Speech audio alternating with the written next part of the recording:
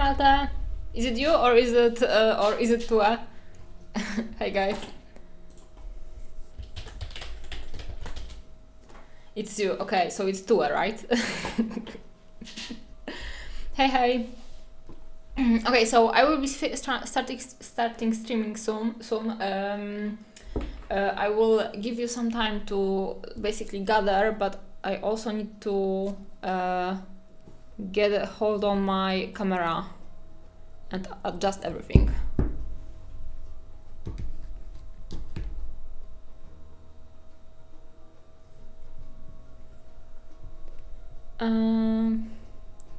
Yeah, but you don't know the rule. It's in focus for the first like 5 minutes, and then it goes bad for the rest of the stream. So no worries, it will get there. Okay, so is it? No, it's not good.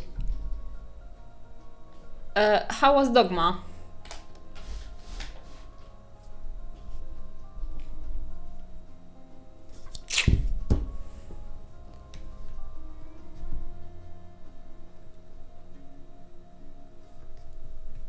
Okay. I couldn't figure out why my camera wasn't working before, like earlier today, and it turned out that it's just not plugged into the power grid. So engineering at its finest. And maybe I will move this and it will be perfect, right? Hey, thank you for the follow. Amazing, I'm really happy with the piece I made. It's always the simplest things. Yeah, exactly. And I think that having the realistic goal in mind and also having fun and not being perfect makes it better. Okay, so I have this little rascal over here stealing my spot on the armchair. Hello, Loki. Hello and goodbye. See, the camera started losing its focus already. Hey, Inquisitor. For like our little Dogma, because we made a little Polish 24 hours painting event over here in Warsaw like 3 weeks ago or something like that. Ooh, we have a train already. Nice. Hey, thank you Minimaster for the subscribe, and yeah, this is Loki. Loki. The best cat in the world. He's like a ferret. So yeah, for the little, let's call it like little Dogma because it was inspired by Dogma, but we didn't want to do 48, we wanted to do 24. I decided to go just for the Triant, and it was perfect as well because it wasn't very complicated. Hey Kujo, I was wondering what's up with you. we didn't talk in a while. So yeah, I will keep Loki for a while because cats are good for the internet, right? No escape, Loki. Sorry. You can stay here and be beautiful and bold as always. Good evening. So yeah, today I'm streaming a miniature from Haze Studio. Okay, maybe not here, maybe over here. Today I'm streaming a miniature from Haze Studio. Oh, we are losing the focus already. Yeah, this is the Natalia Oracz stream. We are streaming miniature from Haze Studio. And this miniature, something interesting about it, this is not a casted miniature, it's 3D printed. And I have to say, the quality was like kinda surprisingly good. There were some like I didn't remove them because I didn't notice it. Like over here, and in some places you had like those little indentations from the supports, but in general, the quality was very nice and there wasn't that many support residues and it was very easy to remove them. So big props for like doing good supports and also very well planned because they were in the spots that are basically hidden usually and not like in the middle of the face. And this is hey, hello, thank you for the ride. We are painting miniature from Haze Studio today. Yeah, and she will be Lady Spring. Because I really want the spring to come this year. Usually I don't, but this year I want. So we are trying to summon the spring. Sorry. And hey Frog, or hey Jim. I'm getting better. Basically, like my biggest enemy is my memory right now, because I'm working on it, right? But I keep forgetting stuff, and then I have problems because I forgot something, and then I'm getting nervous because I need to fix it. And for like past month, I was trying to get my sleeping schedule again in place because of the anxiety. I couldn't sleep well, and the lack of sleep basically made my memory even worse. So like for past 3 months it's going a little bit like that, but it's getting better and better, and right now I feel like it's better than it was before. So hopefully keep your fingers crossed for my sleeping schedule so I will be able to keep it finally. And then I hope that I will be streaming and posting how's the name in English for it? I will keep the schedule basically. Yeah, so this is like the little update for me.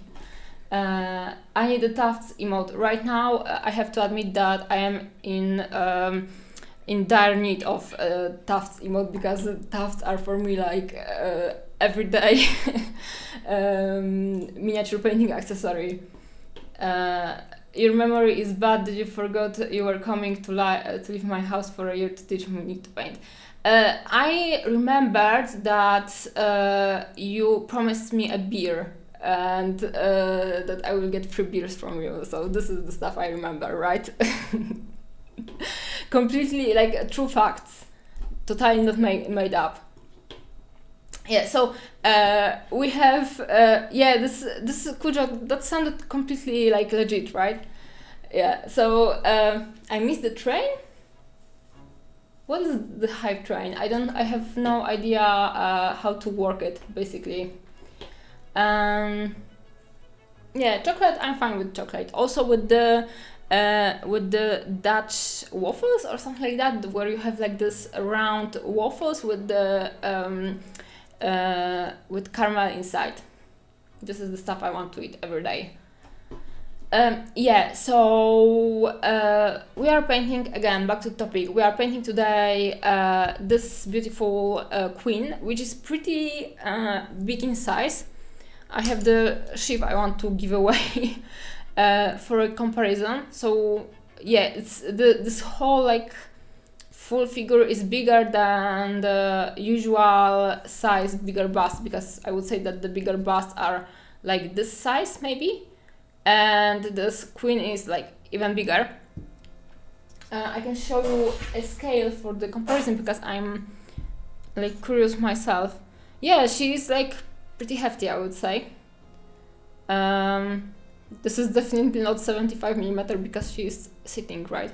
But this is the size of miniatures I think that more and more producers should produce, because first of all they have bigger detail, and it's easier to paint this way, and also it presents much more nicely on the shelf.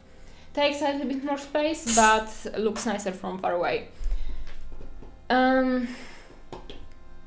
Yeah, this is more than 75. And I was quite surprised when I got this kit in my mail and, you know, saw it in my own eyes. The hype train is a us thing, not a you thing. Okay. But it told me that I missed it, so, you know, it implies that I should care about it. Yeah, that was the deal we had. You basically want food and drink in exchange for living here teaching. Honestly, for me the perfect life of an artist would be to just sit, enjoy life and paint, and then don't care about any like the real stuff thing about like paying taxes, right? And stuff like that. Like Polish Zeus, the biggest friend of every business people in Poland. Like I was so stressed like in last month, more or less because of them, for example. So, you know, it's kind of life is sometimes kicking our asses, right? Hey Kravala, and hey Dave, nice to see you here. I like the larger scale. I have few 54mm and I can't really get started on them because of the scale. Still, they are better than 32 too, right? When I started painting my relic envoy, which I will be finishing soon, I got migraines basically because my eyes were unused to like those tiny details, and my brain had to like reprogram itself into like looking into this tiny little details all the time. Bring back the days of rich families just housing their own artists. Exactly. Yeah, right? I really like family life. I think that I would like it even more if some rich families would like to have me in their court. I think that this is a very cool idea. And because, you know, without the art, life is boring. Yeah, original patronage. But I have theory, like this is not very PC. So embrace, guys. I will start looking for green paints. Meanwhile, you can listen to my theory, because like a lot of older art is basically very artistic because almost everyone is nude or nude. So basically, the old rich guys were hiring people to paint like a little bit of porn for themselves, right? But very tasteful porn. And right now, the best way you can earn your money on the internet as an artist is to start like painting not safe for work pictures and make your own Patreon. So everything is basically all the time the same. Just the details change slightly, right? And even in the miniatures, the best selling, okay, I won't use this. This is, I will maybe, so you can see the colors. I will maybe keep yellow-green over here, but I don't think that I will use it. Basically, I will pick up all of the greens I have in my wet palette, in my, not wet palette, but in my paint bin, let's call it like that. Fairy, I heard is good. Yeah, it is. I've heard that too. And also, my brother had a friend in university in his group, and she was kind of like bad painter, but because she was not afraid of any kind of commission, she was earning pretty good money. Yeah, but it wasn't good. It was very bad stuff. Like, of course, but for me, everything is subject, right? But yeah. And everything was furry, for her at least. I will be painting with AK paints and Abteilung dense acrylics.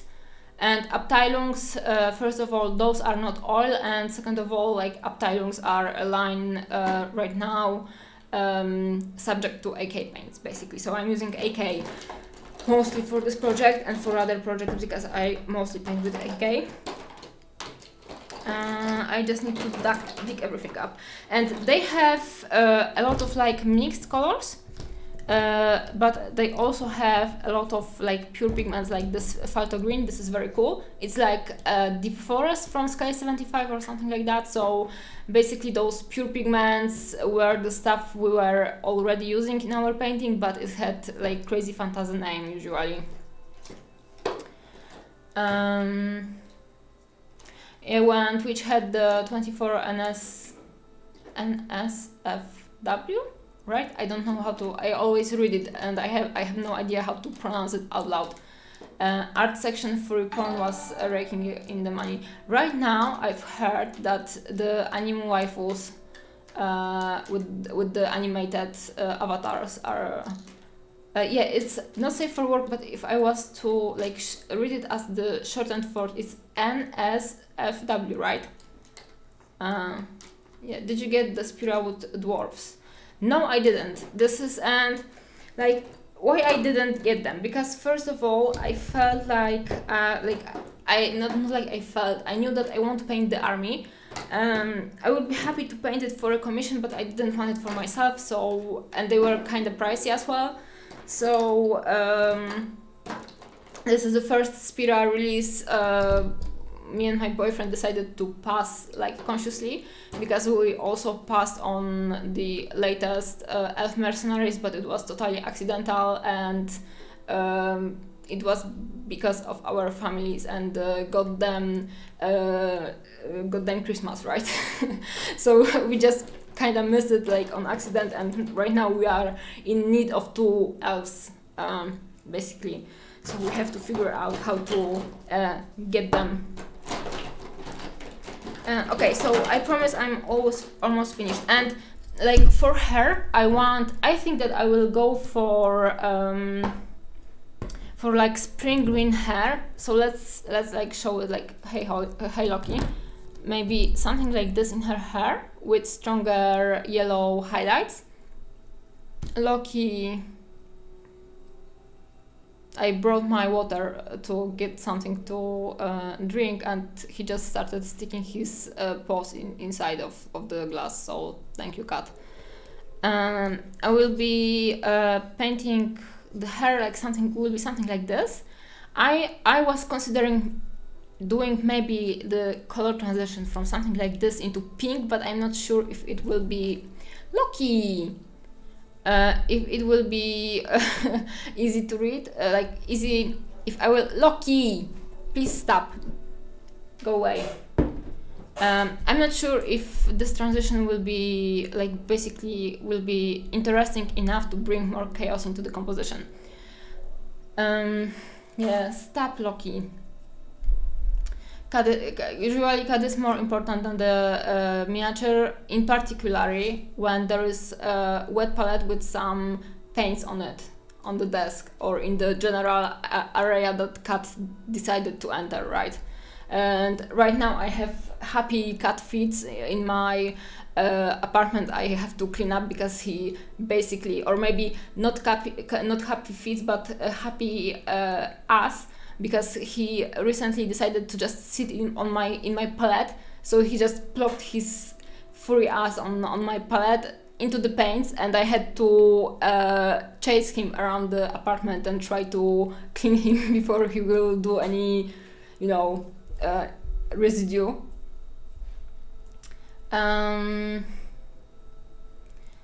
Yeah, the Spira elves were not expensive. Darn. Again, like my memory is very, very short. So as you can see from this conversation, the cat is not helping, but also I will be jumping in between the topics. So I'm very sorry if it's annoying for you guys, but believe me, it's annoying for me too. I just cannot focus right now. So going back to the Spira, I will just read the comments. Loki, the best colors for Loki are the chaotic ones. I wanted to get it to give my Leaning Tower of Pina a more stable base. Yeah, I think that the box is probably the best buy in this matter you can basically make. You started painting a Spira creature painting, did you? Good job? Artemis somehow knows when I am about to do something very small. She always jumps in my lap when I am about to paint eyes or something, because she's very empathetic and she wants to, steady your hand more. I'm not sure how, but this is the plan for sure. Going back to the paints. Spring green hair. I want to glue some flowers, white flowers probably, or maybe pink flowers if I won't decide for any kind of pink streaks in the hair. flowers in the spring green hair. Whatever it's called, like dress will be, I want to make a grass dress, right? But this dress will be grass, more like in my Ma Buho painting, and less like the cloak of my druid. So it won't be like 100% tufts, but the texture will be painted there, texture of the grass will be painted, and then in some areas I will add some tufts, and probably the tufts will be like more pronounced over here, and maybe like flowing down over there. This, and probably the spear will be stone. And I want to paint moss, like creeping up, and like I will show you in a second. Like I posted a picture already, but I have very cool like ivy. What's the name? Like the metal, like burnt metal, etched metal. Yeah, I have etched metallic vines, so I want to use them like and add them over here, like they were creeping. And like, you know, being over there. And is this a butterfly project? Surely this is a butterfly. Yeah, I'm thinking about maybe, you know what? Actually, I could paint this maybe stone as well, and then add a crown of butterflies all around, because I found my butterflies recently, so I can use them. So we could start with the white flowers, and actually white flowers will be the best because they won't be like overpowering, and then we could like add one butterfly over here and then make them more over here and one sitting over here. I think that this is the direction. So yes, this is a butterfly project, confirmed.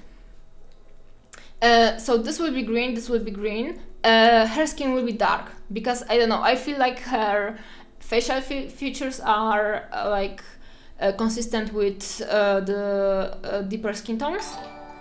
Thank you for the follow, Mario. I feel like her facial features are consistent with the deeper skin tones. And also it will work nicely with the greens, I feel like. So I want to paint a deeper skin tone on her.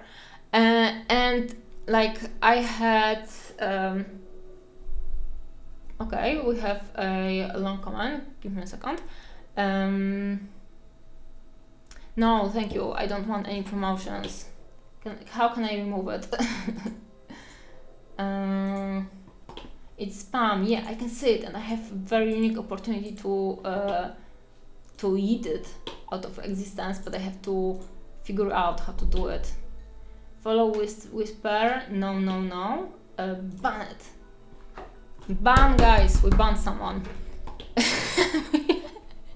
And we have the unique animation from the cat. I like it very much.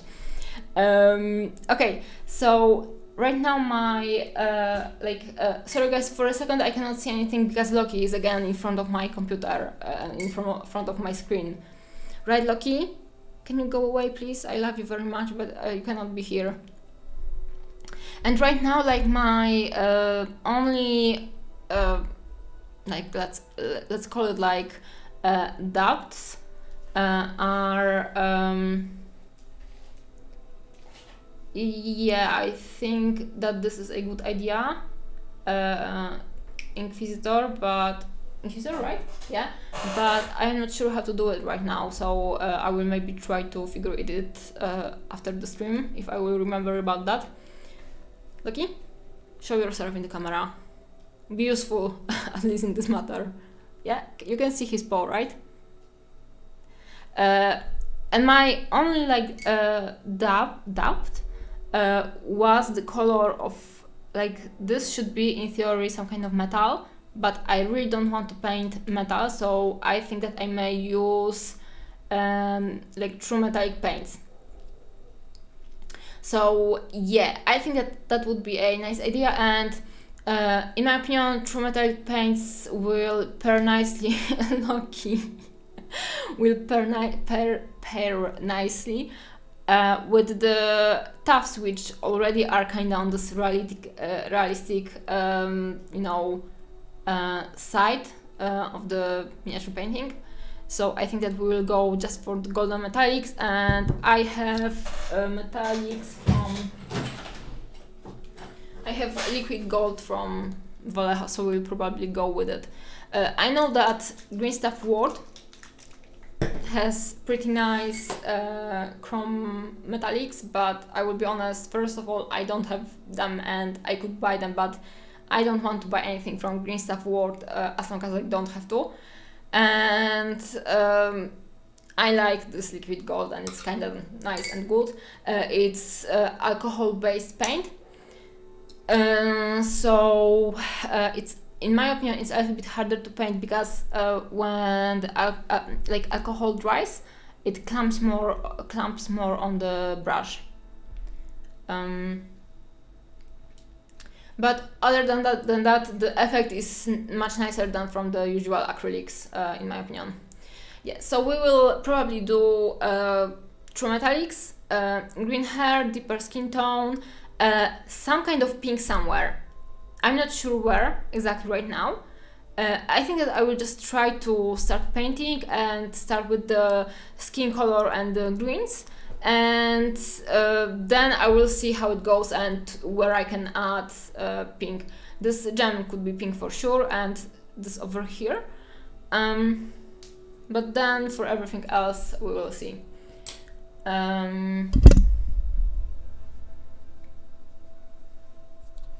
Pink gems, yeah. The dwarf miner. Oh yeah, you started painting with the tartan, right? Okay, be gone. So yeah, we can start painting. I just need to find my paper, which is here.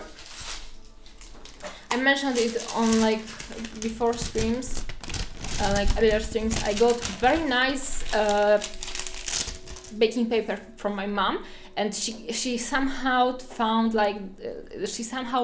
this baking paper that is much thinner, like not thinner but less white than most of the papers. So when I just cut it in half, it fits perfectly on my wet palette.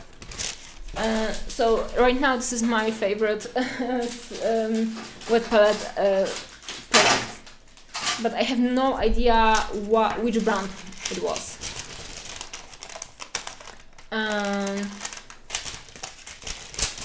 I was to paint Amanita Shaman, but I will like in January, but I will paint it in March, I suppose.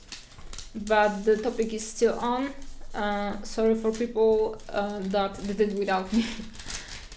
Yeah, but I really want to paint it too because this is very cool miniature. Okay, I got it. Are there more gems than the necklace and the crown? I don't think so. Yeah, I don't think so. There is like this only. I think that maybe over here there may be a gem, but other than that there are none. Okay, so we will start with the skin tone. I didn't paint the deeper skin tones for a while, so like figuring it out with my newer paints will be a kind of journey. Recently I enjoy a lot the burnt umber, so I will start with that, and also I need to make my wet palette visible, right? I'm starting with the burnt umber. Oh, and again, like the sponsor of the stream is Haze Studio again. You can find their URL in the upper part of the, like, over here. This is their logo. And over there you can find their URL. And they have those printed miniatures, which is like kinda interesting. I think that more and more companies will follow this direction, because it's pretty good, I would say. But yeah, we recently me and my boyfriend got a printer, and like having to deal with the supports like the way this was painted, like this was printed, honestly, like I'm impressed with how well the supports were made. And yeah, and there were really not that many supports, so that was pretty good. Yeah, it's this guys, but I've heard that Scale 75 started printing their miniatures, like, no, not Scale, Big Child Creatives started printing their miniatures, but their prints are in like this bendy, I don't know what it's called, but probably it's some kind of resin, so you can bend them. But I've also heard that the quality is not like as good as it could be. Falta green, I really like this color. Like this is one of the most basic pigments in any kind of painting, but before I started using purer pigments, I didn't know about it, so I like it and it's pretty good. For the pink, we'll go for one of the older paints I actually have, and we'll go for Orc Dermis from Scale 75, because this is one of my favorite pinks, and I'm not that interested in trying to mix it from anything else.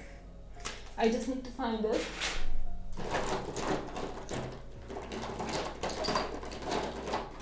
It's here.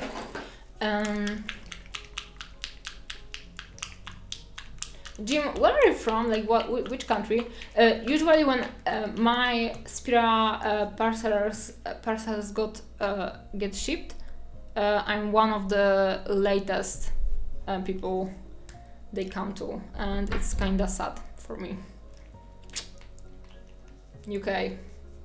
Yeah, so UK gets the extra treatment from Spira. I want the Poland to be on the priority list. How to use pigments that they work like normal acrylic. Pigments are basically like we have pigments in the paint, in every paint, because every paint is basically a pigment mixed with some kind of medium. So you are using pigments already if you are painting. I have dry pigments over here. So for example, this is Vallejo Pigments Burnt Umber, and it looks like this. And I just used like burnt umber, which is in paint format, right? So you can use different pigments in different ways. When you are using oil paints, which is burnt umber, you are using burnt umber pigment. You can use it as acrylic paint burnt umber, and also you can use it as a pure pigment. Also, if for example, if you are using makeup, eyeshadows, you are using pigments, but in a eyeshadow consistency, right? So basically using pigment is putting the pigment and just slapping it on something and making it stick. So this is the how to use it. And with the paints, you usually have the pigment that is in this that is mixed with the medium, and the medium makes it usually more usable. But then one paint may be made out of one pigment plus the mix, or 2 or 3 pigments plus the mix, or the medium. So basically, when you have single pigment paints, you can use the paint in more like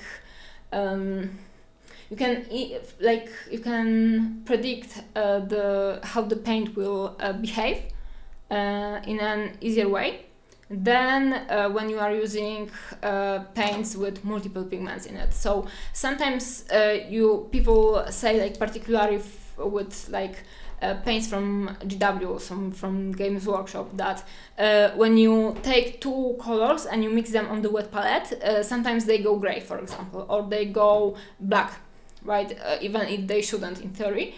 And it's because, for example, one of the paints contains much more white pigment as a additive, and this white pigment makes everything looks great. Yeah, sometimes the extra pigments in the mix make the paints act like in a random way, and it's harder to use them. And when you have pure pigments paints, you can basically predict better how your mixes will act and how to use them. So before I was painting with the premixed paints, so usually paints with mixed pigments, and those are the most popular pigments or the paints on the miniature market. And for example, like this one is this is like sky blue, so there is no sky blue pigment. This is like some kind of primary blue pigment mixed with a lot of white, for example. So in this paint you have two pigments plus medium, or at least two pigments plus medium. And for this kind of paints you usually cannot find the list of pigments used in this mix. But for example, with these paints, you can go to AK shop or AK site, and you can look up the list of all of the pigments in all of their paints. And you can see like usually like some of them are single pigment. So for example, this one, dark violet, this is a single pigment paint, but for example like this one is mixed. And here you have like the example. This is green with very good coverage, and usually green pigments are kinda transparent, so I assume that this is white pigment with mixed with green pigment. So they made it like better coverage by adding white pigment or any kind of like white light covering pigments. Yeah. Are the Abteilung matte or shiny? They are, I would say that they are more on the matte side, but I think like this one, for example, it's kinda, it may be sometimes glossy a little bit. Yeah. So this is the issue with the pigments, right? And like I learned how to paint on my maybe use the CeeLo green, or maybe not, I'm not sure. I learned how to paint on already mixed paints. Yeah, this is like, in theory, this is a lot of knowledge, but in reality, it's very simple, because, you know, it's basically taking one pile of dirt, mixing it with another pile of dirt, and then adding something so it will look nice. Yeah, so this is the painting is basically playing with dirt, in my opinion at least, and making it look nice. Yeah, so you know, it sounds complicated, but there are a lot reels from, I think, Jackson's art, for example, on Instagram, and where they basically introduce different pigments and how they act, what their properties are, stuff like that. Because I don't have those paints over here, but for example, when we have golden acrylics, their packaging looks like, and they have black line, and over the line there is painted a line of this paint you are buying basically, and it shows how it behaves, and in the back you have the statistics, right? So opacity, saturation, stuff like that.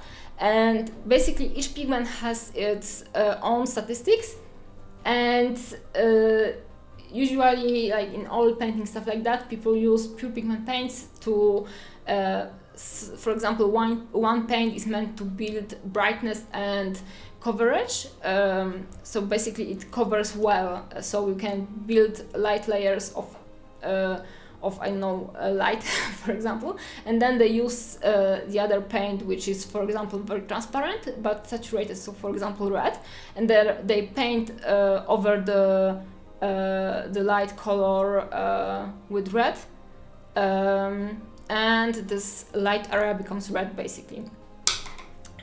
But if they wanted to paint red and they would go in with this red over like darker background, just straight without adding anything light under it, the red wouldn't be visible because it's transparent pigment, right? So it's very easy. You just need to know the properties of the pigments and the paints, and that's why the miniature painting paints are kind of shitty because you have those paints, you have no way of finding out what properties they have before you will buy them actually, and also they are mixed pigments usually, so you need to find out with trial and error how to work with them. Yeah, and I basically decided to go for Abteilung Dense acrylics because they were like ones of the first to post their basically with what they are made. So yeah, this is the story. In your opinion, is it okay to enter the same figure at contrast that I did at MSS? Yes, of course. Also, it's nice to hear that you are coming to contrast.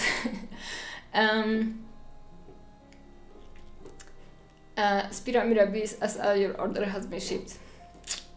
I'm happy for you, Kujo.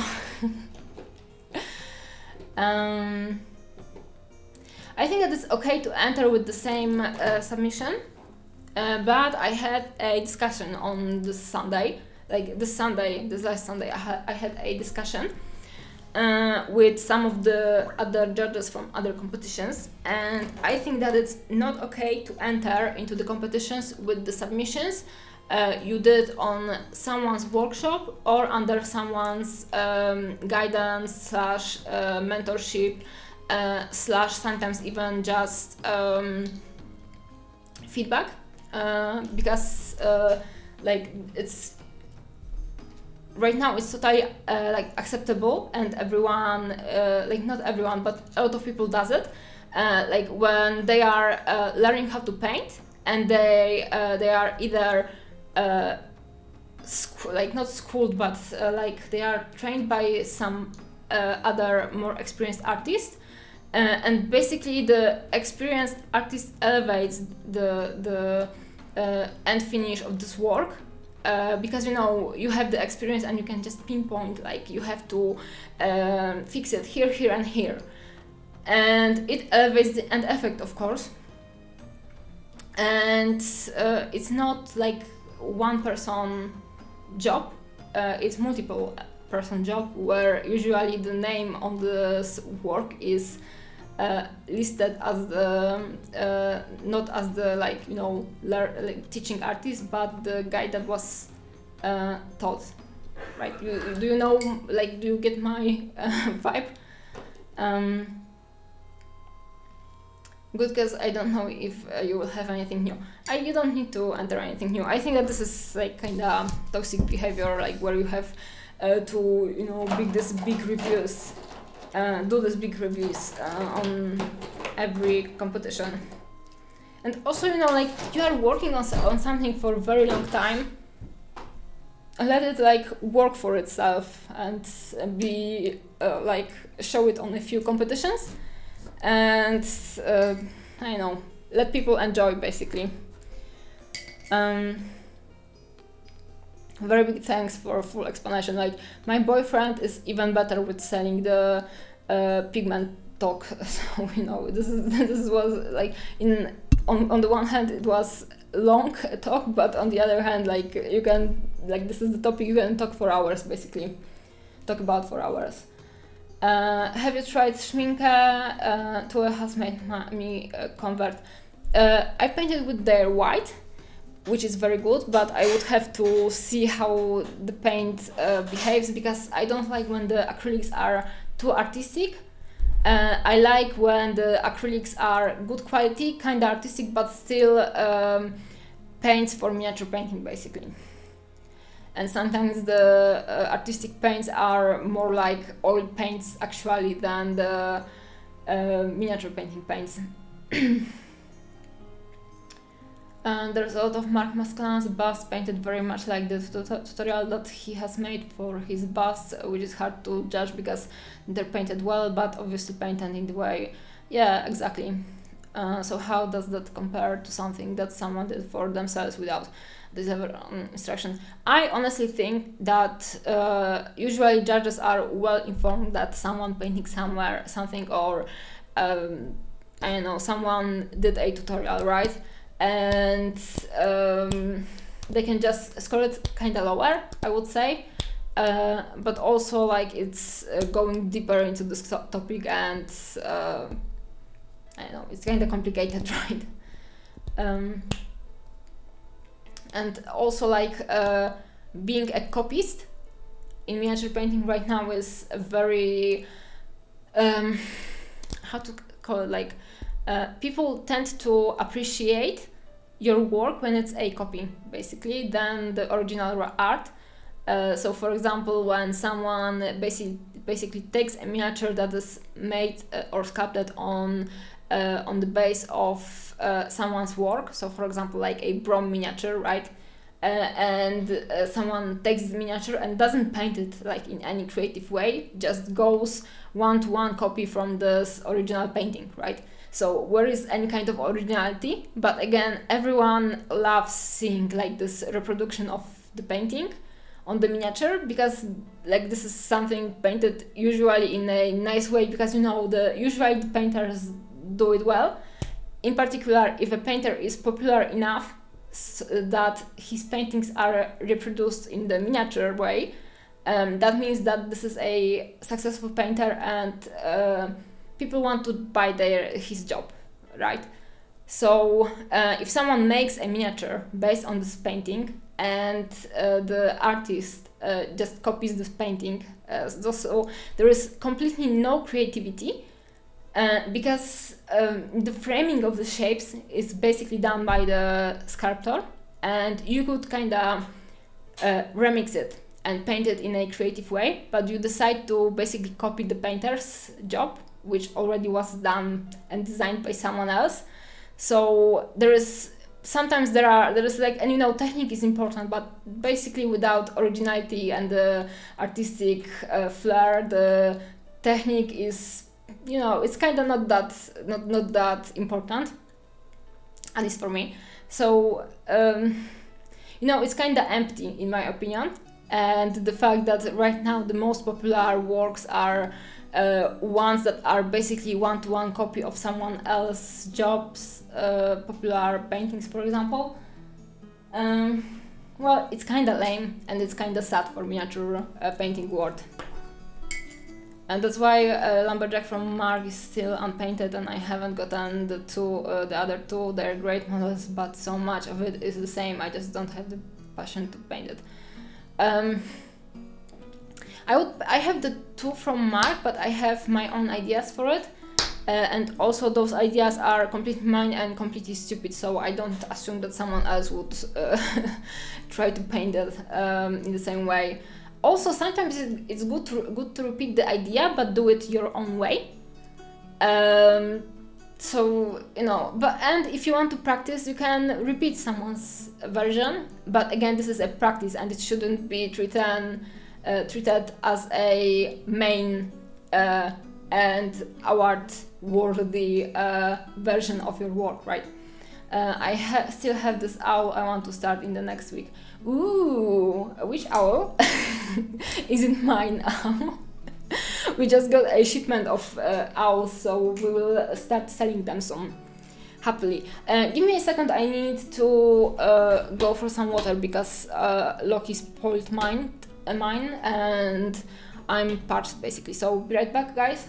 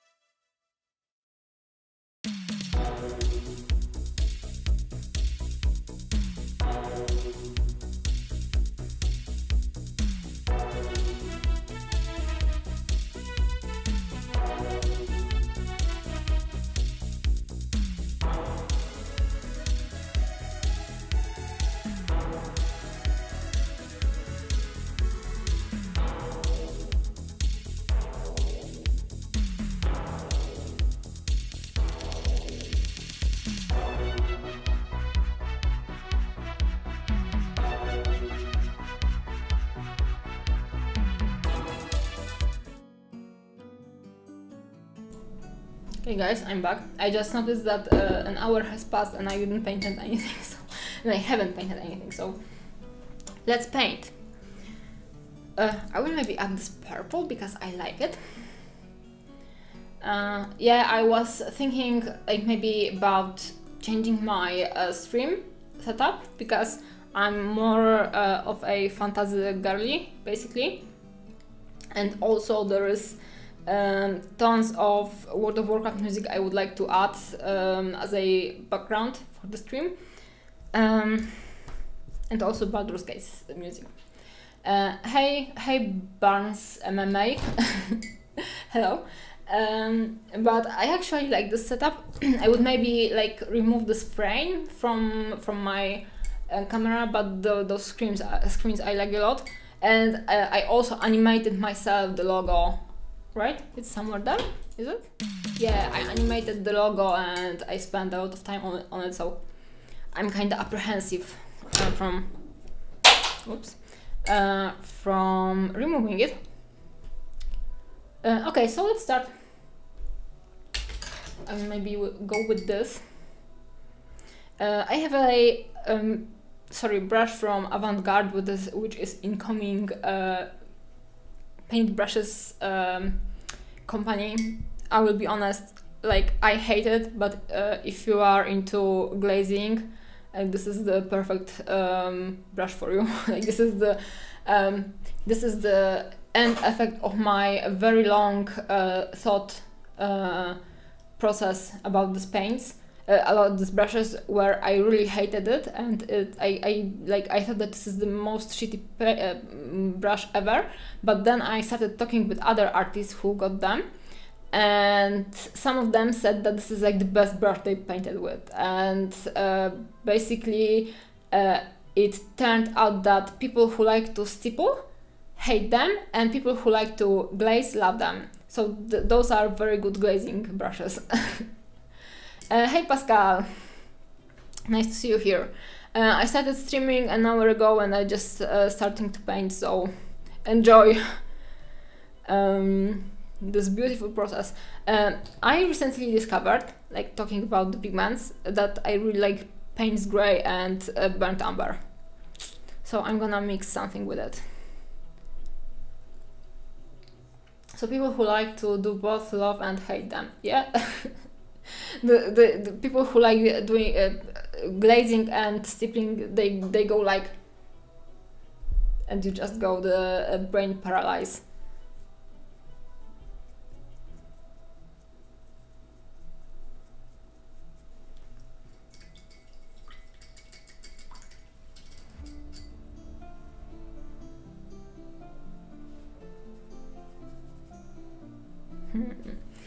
Okay, I want to add one more color and hopefully do it quickly, or maybe two colors. We'll go with oxide red for some of the skin tones, and with burnt sienna, which I need to find. Guys, do you know any good systems to store your like this kind of paints? Because I really struggle with my not that good box system. Okay, I got it. Oops, sorry. Hey Purple Alice. IKEA, but IKEA what? Which product? Or at least how does it look like? Guess what model I just assembled and prepped for painting? Is it my owl?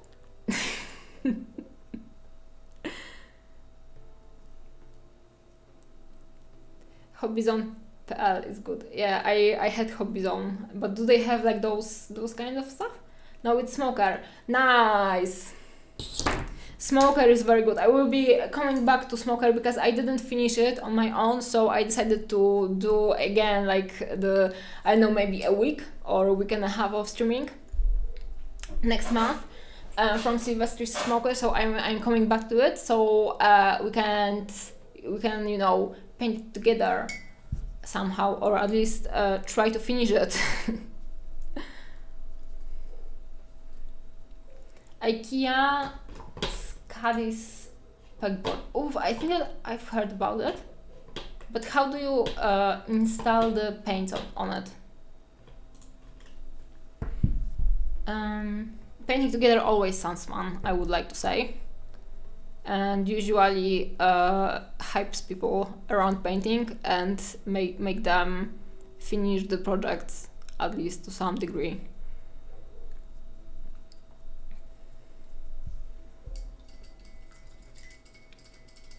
With hanger, okay, I will check it out. I see people clipping a binder clip to the crimped end of the tube and then hanging them from that. That would be a solution.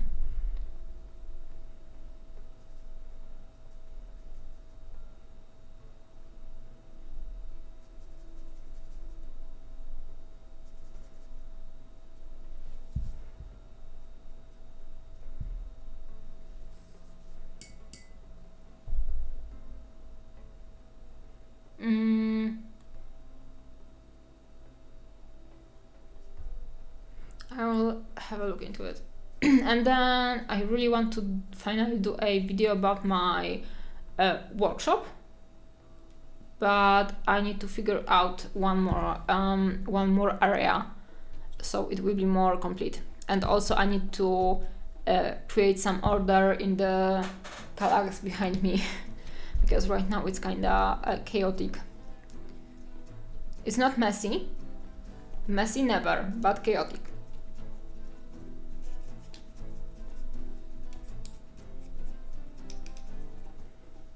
Okay, and recently I started basically vibing in my early stages of painting. So I'm basically taking the paint, make it very watery, and then I'm just doing like this pre-coloring. I have no idea how it's called in the usual painting, but it probably has some kind of name. I'm just introducing the underpainting.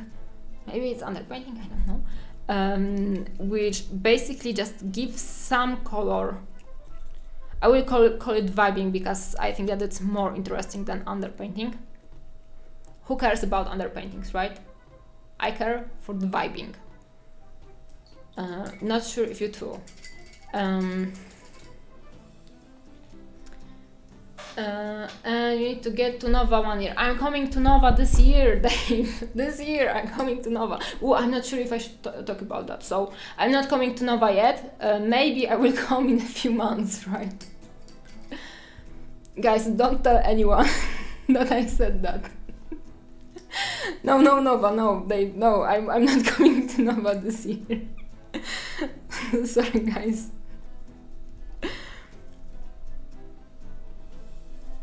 Okay, so that was awkward, right? Yeah, we are totally not seeing each other on Nova.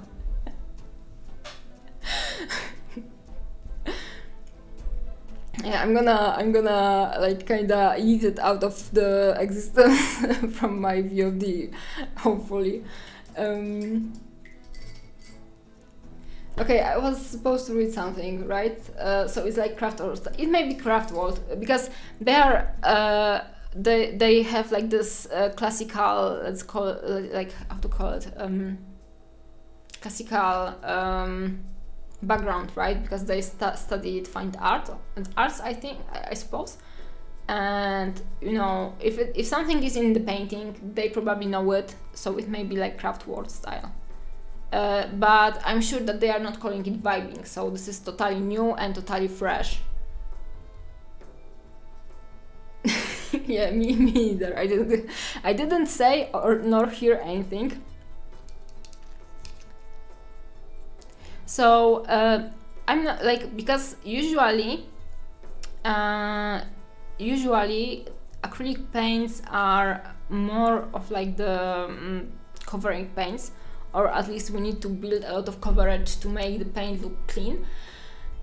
So in my opinion, the underpainting is not that important, and more important are the layers of paint you are using in the end stages of your painting. but I decided to start doing those underpaintings to like bring a better vibe for myself, and so maybe I will be more willing to you know, introduce those colors in my like, you know, I will see green over here, and like, let's call it like I don't want to paint a green skirt or green dress. Like, let's call it like if I was to start the painting with green, but the end effect would be purple. In the process, I would introduce more green mixes into the purple, so more green will be present in the end, even though the underpainting usually is completely not visible in the end stages in miniature painting. So I want to kind of create this vibe as an information for myself. So I will start adding those colors and keeping them mixed in the later colors and later mixes. So yeah, I'm vibing.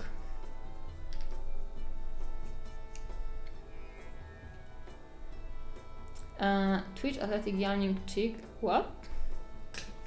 What? She's not coming to Nova. Guys, I'm really not sure if I won't have any issues because I said that. I think that I won't have any issues, but I am not sure. Okay, I have my let me just turn off my World of Warcraft because I just discovered that it's running in the background. I need to go get ready for a long meeting tonight, but I got to chat a little of the stream. Good luck with the meeting.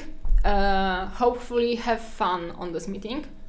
If you won't have fun, then think about the stream and the fact that you are vibing over here. Thank you for coming, Dave.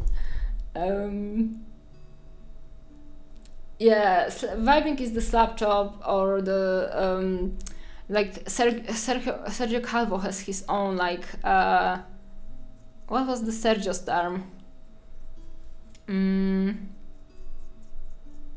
I don't remember, but like, you know, if you are successful in creating some kind of slogan that will stick in painting miniatures, you are basically doing it right.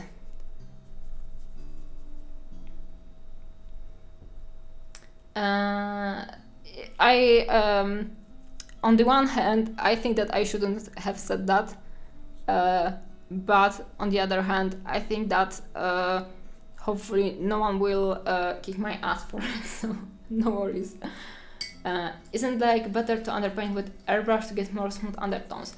On the one hand, yes, but on the other hand, I prefer to have uneven and unsmooth layers of paint in the beginning, which I will overpaint anyway later, and not to clean my airbrush because I hate it and I'm very bad with it. So I prefer the brush, basically. You know, you have to vibe with your whole being, so you need to be in line with the stuff you enjoy and you don't enjoy in the miniature painting. I don't enjoy cleaning my airbrush, so I'm not using airbrush for vibing, right? If you vibe with using airbrush, then of course you should use airbrush for your vibing. The only important end effect is to have this underpainting done and to have a happy vibing session. We can always blame Loki. Of course we can. Like, you know, cats, they have 7 lives. This is very like big achievement that not everyone have. For example, I don't have 7 lives, right? And if cats have 7 lives, then you don't know what more they may have. Maybe they have like the telekinesis skills, and they are, for example, like moving my paints around somewhere, and that's why I cannot find them sometimes. That's why I have 3, so I don't need to swap paints so much during sessions. You have 3 airbrushes? Props. I hate cleaning one airbrush, and 3 would be like even more nah from me. Like he has never done anything wrong. I didn't say that he's done anything wrong. Sometimes he's vibing, sometimes it's not in line with my vibing, so it may be not that positive with the outcome when it comes to me, but it's very positive with the outcome when it comes to him. So everything is subject, right? But I have to always agree that Loki is always right, as most of the cats are. H and S Ultra Evolution, and for fine detail is Infinity. So I have Evolution. I sold my Infinity for half the price because I basically somehow make it like somehow some of the debris got into this air channel, like the small air channel, like when you have the front of the airgraph, because in Polish it's aerograph, so airgraph in English, right? So for the airbrush, you have like this front where the needle is visible, and you have like this small channel underneath. So somehow some debris got inside of it, and I couldn't pull it out. So I just decided to sell it for half the price because I didn't have the patience and mental health to deal with it anymore. So basically, if you want a cheap airbrush, talk me into buying it, then let me become hateful towards it, and then convince me that I don't need it anymore, and I will sell it for half the price. This is a strategy you can do. I don't like cleaning them because I don't have the ability to clean them properly. So, for example, I have my student Bartek, and he sometimes he likes to use airbrush in his painting. So I'm very happy when he comes for lessons and he wants to use the airbrush, because I give him like my very dirty. Oh, there's a support I didn't clean, and it's gone. Perfect for painting, ready almost.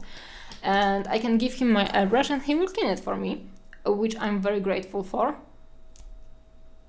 Okay, did I clean it enough? We'll see.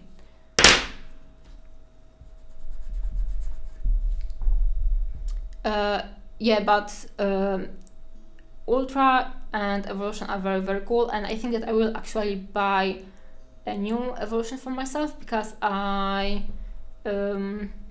made my old Evolution dead, or at least unusable. But it served for like nice few years. So well done anyway. Also, guys, you can you tell me, like, I have the issue with my airbrush, and I'm not sure if it's visible with this one, because okay, this one is okay.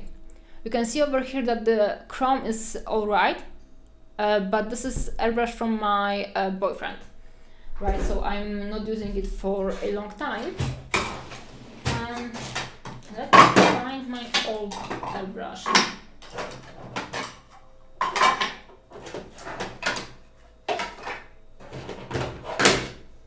Give me a second, guys. I have very important questions to you.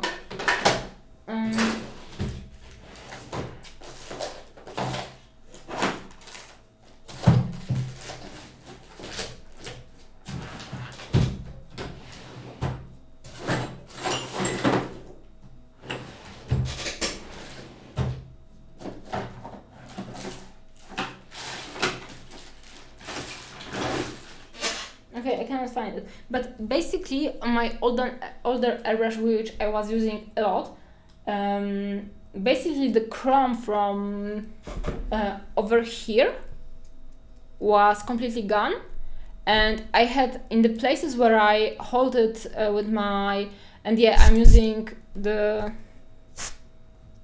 I'm using my thumb for painting. Also, you can tell which with which finger you are painting, with this one or this one. So I'm using, I'm basically using it as like a gun, right?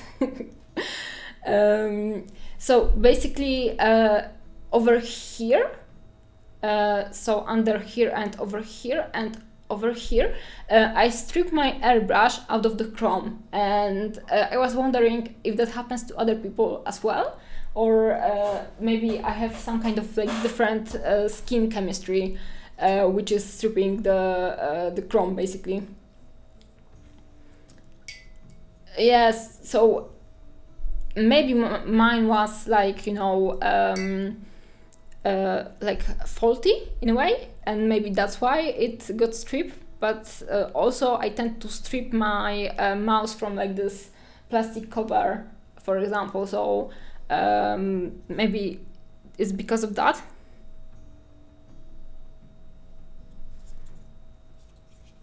Okay, so I basically strip it. But this other one is holding better, but I'm painting less with it. So I wonder how it will act. Yeah, I'm vibing on a different level. Okay, so I will make a bright yellow more on the top, and I will go for the darker yellow a little bit lower. But I will keep this yellow very like yellowish / warm, and this yellow will be a little bit colder. But also I'm basically base coating for the past like hour and 20 minutes. I'm just base coating, so and those two differences will become less visible after I will add some shading and some texturing. Depends on solvent you use to clean airbrush. I use water and tend to clean it with water 80%. Yeah, I tend to paint it to clean it with water as well.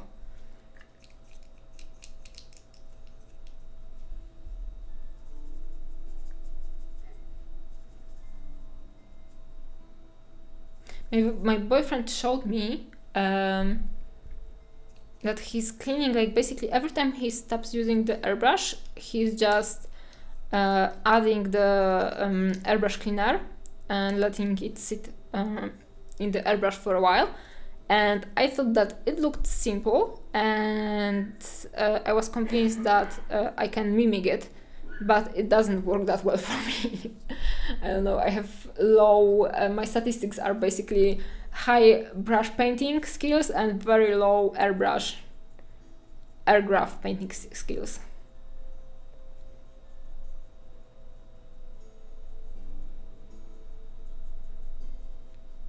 Also, basically, I need a man in my life to clean my airbrushes. I have to go, but I wanted to ask before I go, how is he doing? He's doing well. Like today, he has actually bad day because he had his wisdom teeth pulled. So he's kinda in pain, but in general, he's doing pretty well. Pavel started painting again, so you know it's going in the right direction, and I hope that we will see each other soon, right? Definitely not in September, right? I will tell him that. Yeah, thank you for coming back. Bye, Dave. I'm always excited to see you over here. Yeah, I'm sad that we will not meet on Contrast because I'm leaving the country and I will be actually in Brazil on DOF. I'm not sure how it's called, because the name is very long and not English, I suppose, if I remember correctly. But I will be in Brazil on DOF during Contrast, so we won't meet, sadly. And this is like the biggest tragedy of my June and this year.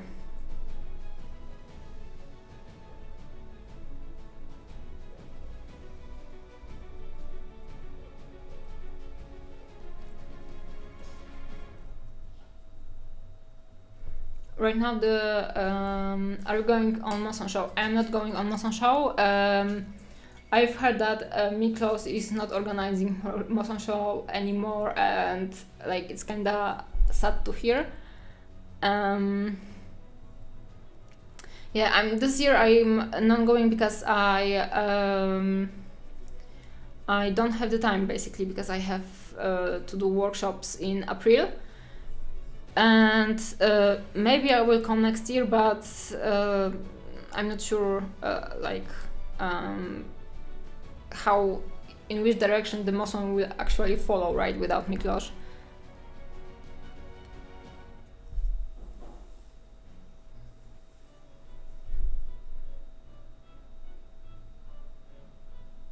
Guys, I met on my... Oh, sorry, I forgot that it's out of focus.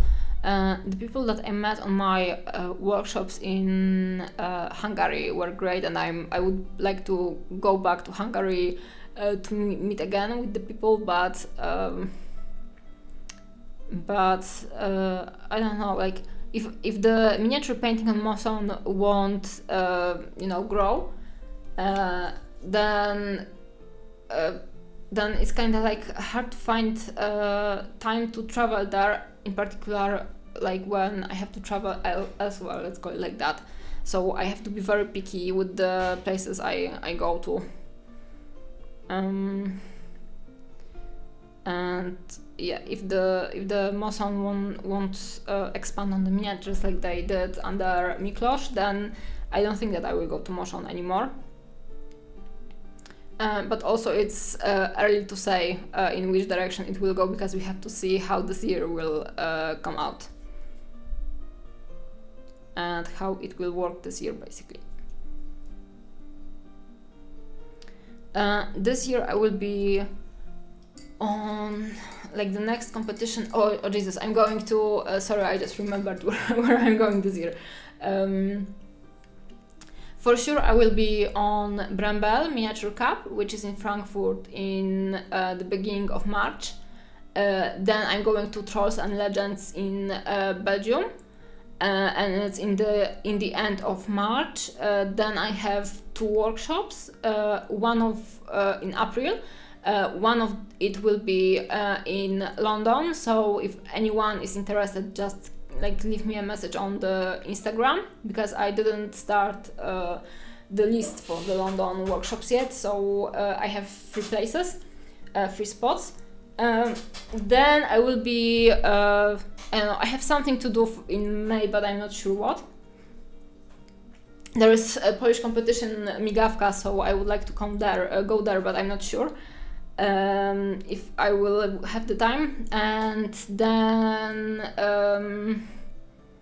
I'm going to Brazil, and then I will have, and in Brazil I will be I think at end of May, and the competition is around June 1st, and then in the end of June I will have my workshops in Eindhoven.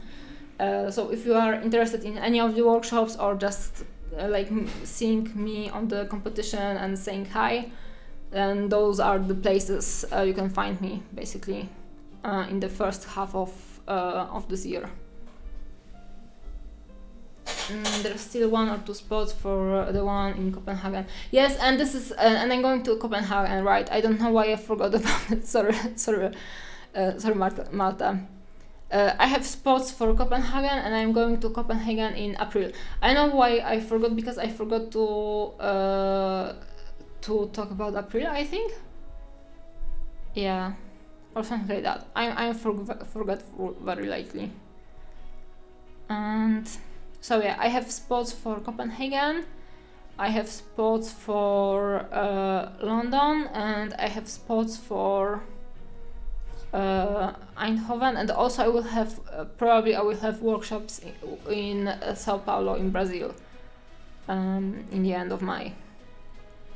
So if you are interested in anything of that, give me a message and I will give you more info.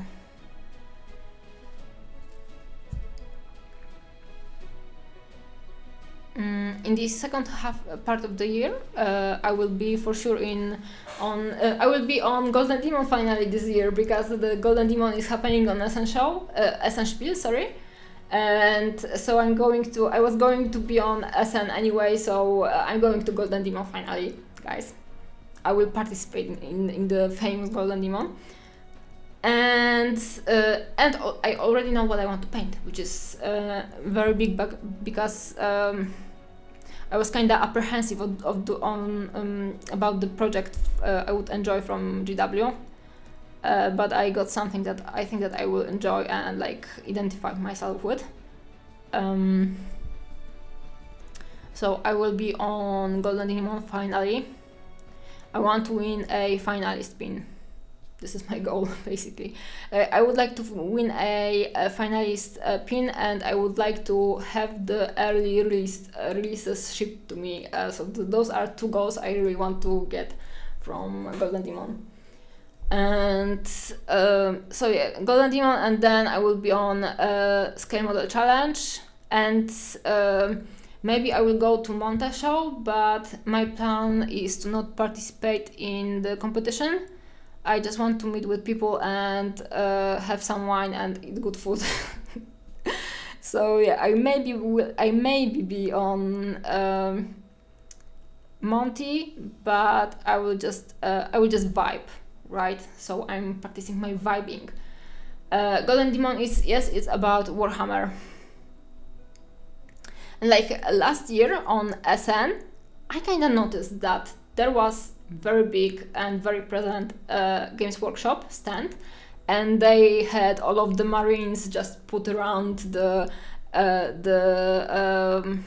expo area, and it was cool, right? Let's be honest, like having being able to take pictures with the biggest Marines, it's always cool.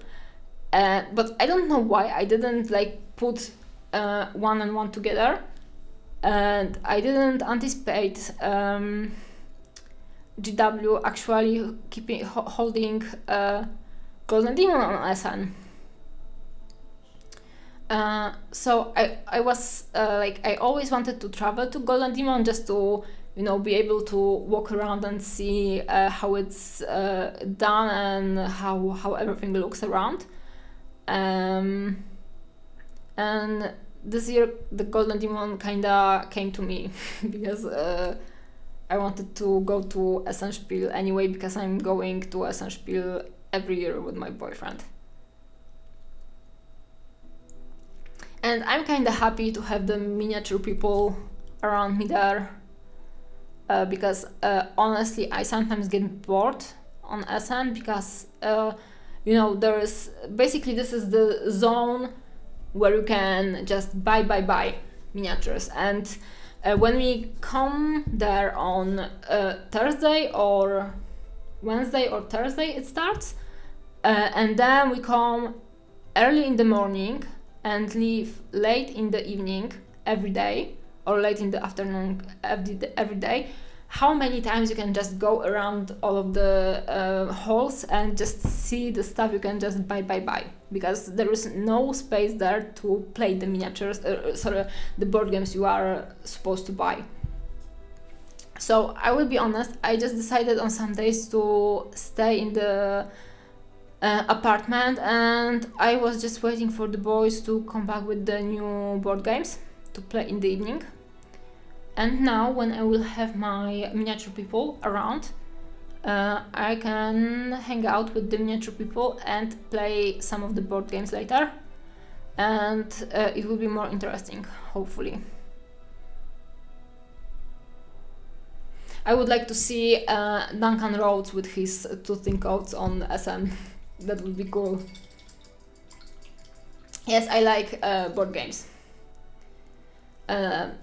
I even have recently I've learned that I was finally able, in Australia, I finally bought a first edition of Game of Thrones with the 2 expansions, and my favorite board game ever is the Storm of Swords expansion for the first edition of Game of Thrones.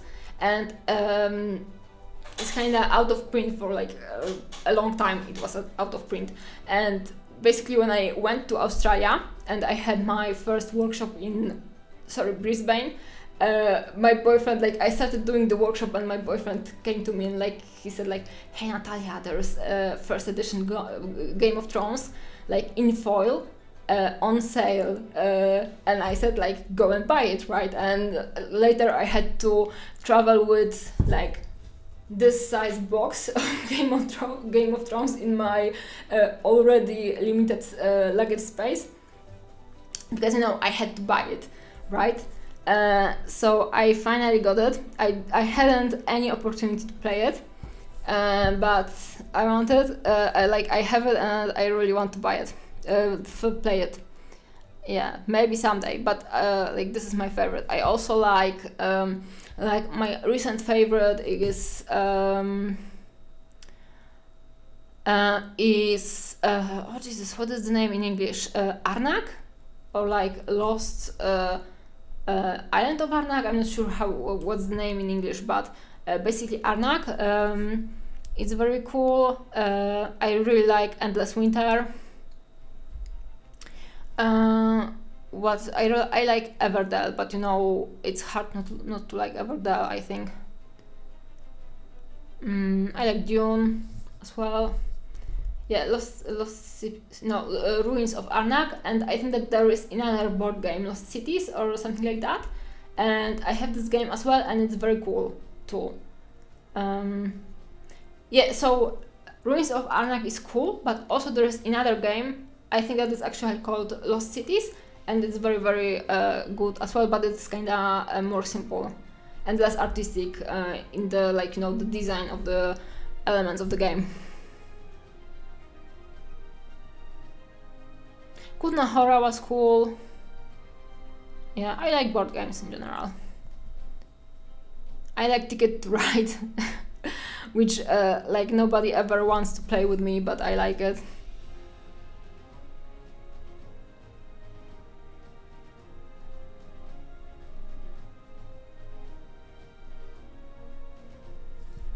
I just got ISS Vanguard a few days ago. I actually don't know this one. Do you want to elaborate about it? Does it have any miniatures in it? Because it sounds very much like the like it could have some ships.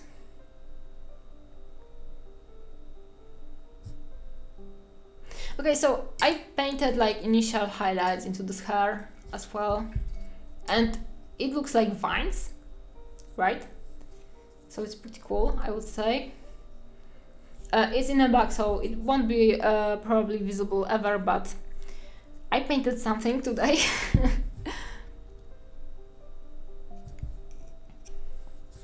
It's by Awakened Realms space exploration game. Ooh, okay. So yeah, if it's Awakened Realms, then there definitely has to be miniatures. I haven't heard about it yet. Is it a little bit like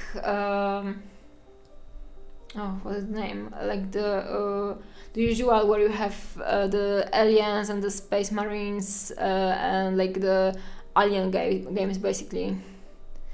There was one like with like this. There were like you had to paint like 4 of the space marines basically, and there was like this big Hulk guy from, and I think that it may be from Awakened Realms as well, but I'm not sure. I never remember the name of it. Is it something like that? So very good description, I know. But the game where you basically have to run on the corridors and yeah, Nemesis, right? So you run on the corridors and you have to kill aliens and try to not die.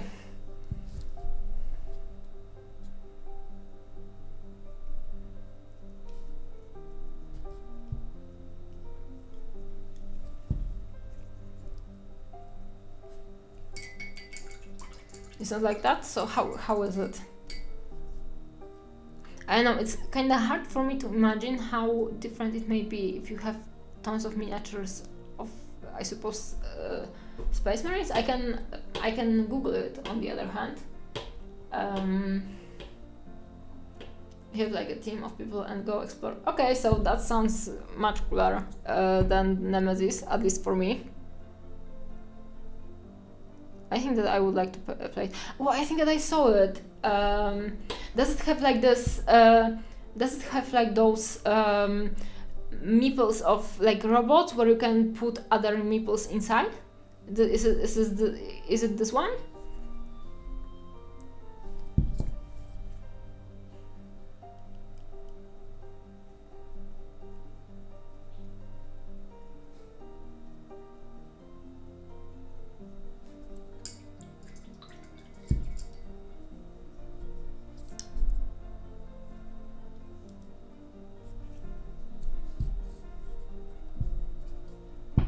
I really wanted to do very solid painting today without talking too much, but it's hard to not talk with you guys.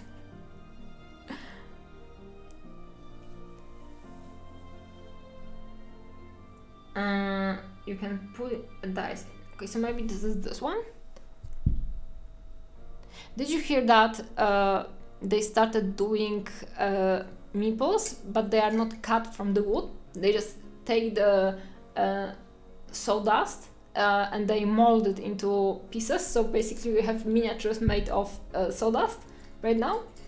Like Nahora made it, and they're basically last year on the last SN, they basically premiered this new technology.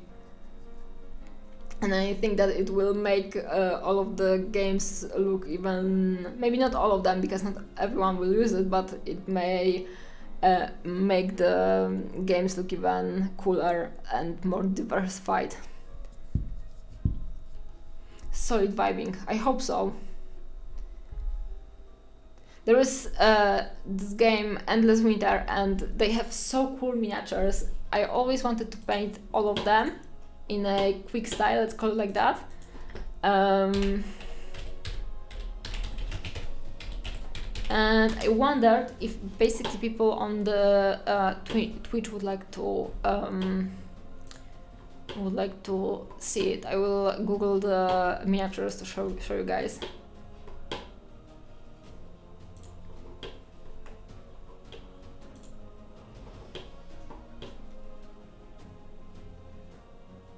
Okay, so something like that. Yeah, they are very cartoony, and I think that the biggest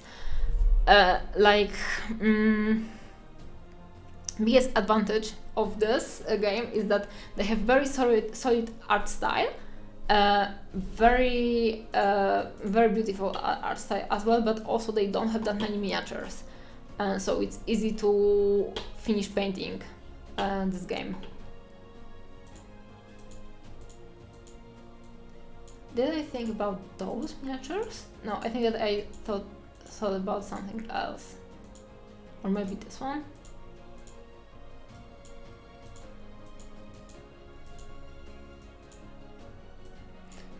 The miniatures are pretty cool, I have to say.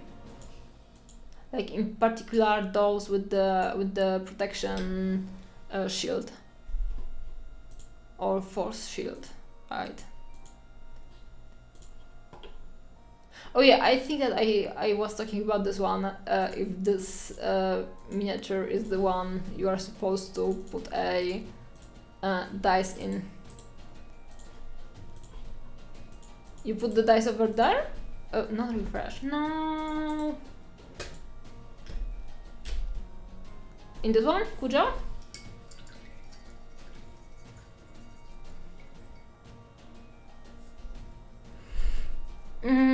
Okay, so with the dress right now, I have to go into the highlight on the dress, and I want to keep it like colder, but also I cannot do it too cold. Okay, maybe I will go with this one, but I'm not very happy with it. Maybe a little bit brown to the saturate. Oh yeah, this is much more natural.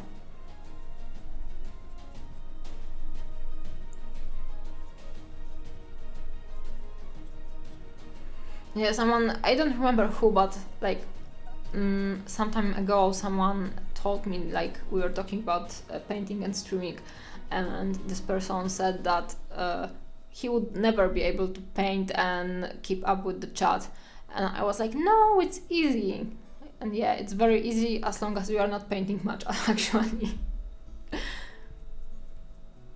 But it's cool, I like it.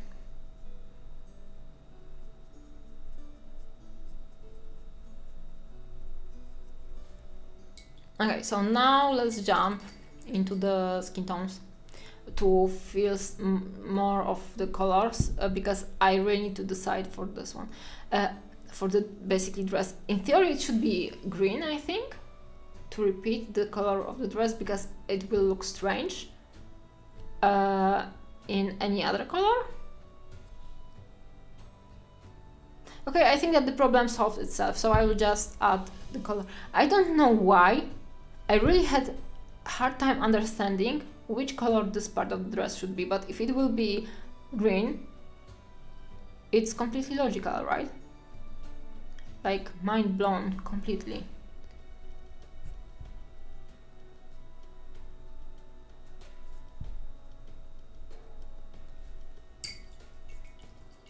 It's a good way to let layers dry. Exactly. Okay, so the skin tone.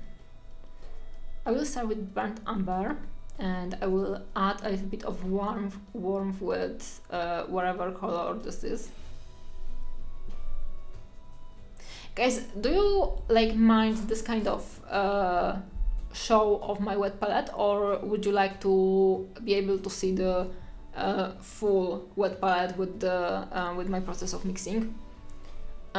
Because I want to kinda invest a little bit more into the stream. Okay, so I think that this is too olive, too green right now, and I will try to go more into this reddish colors. So I will add sienna. I'm not sure why sienna. I think that is a good idea, probably isn't, and red oxide.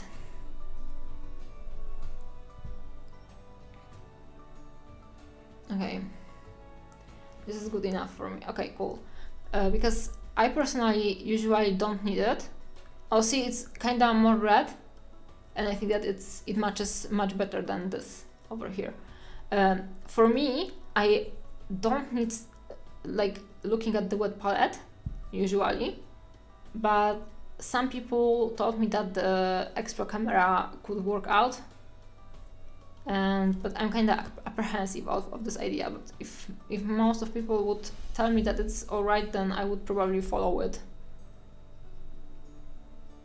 And then I would have even more like stuff hanging around this desk. Unless you were going to do a dedicated palette cam, but I don't even know where you would put that on the screen with chat up there. Yeah, I think that it could be like somewhere like on the side over here, maybe? Like the little camera, but also like so, or maybe over here in place of the logo. Oops, so over here, but I don't know. No, I'm not sure if it's necessary. So on this color you can see that it's kind of transparent, right? So I will need a few layers to build the coverage. And I actually struggle right now to paint with the, like, let's call it purer pigments, because I really like to stipple and I like to work on with the opaque paints. So it's kind of hard for me to switch around. And I decided to switch around because I like purer pigments, but also it needs a little bit of dedication on my side to work through this process of relearning, kinda. Hey, Carmel. Siri. Sorry, my Carmel invaded Siri. And this is a big issue in our household because Siri hates Carmel.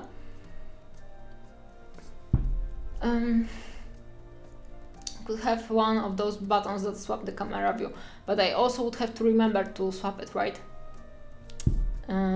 Or you could do a chat vote in a way. I have no idea how to create this effect, but the chat could vote if they want to see the camera, like my face cam, the palette view, or a cut view, and you could decide and vote.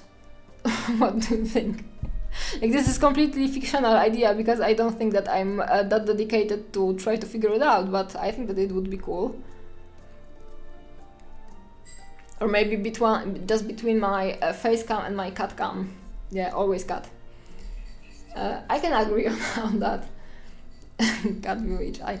Yeah, actually, if I was to add one more camera view to my stream, I think that I would actually add a cut cam somewhere over here. Because this is something I'm usually interested when I see someone stream.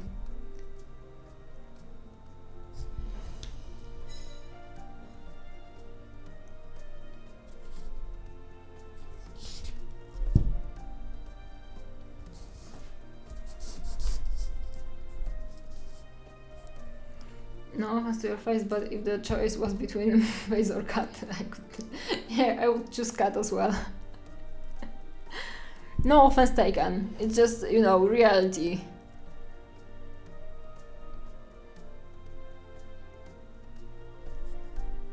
It's like Mother Nature, right? I like this painting scheme a lot.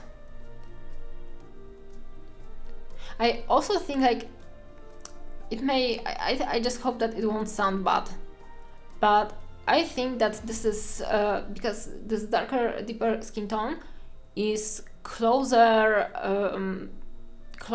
in like those tones to the earth, right? That it goes well with the imagination of Gaia, or, you know, the Mother Nature or something like that.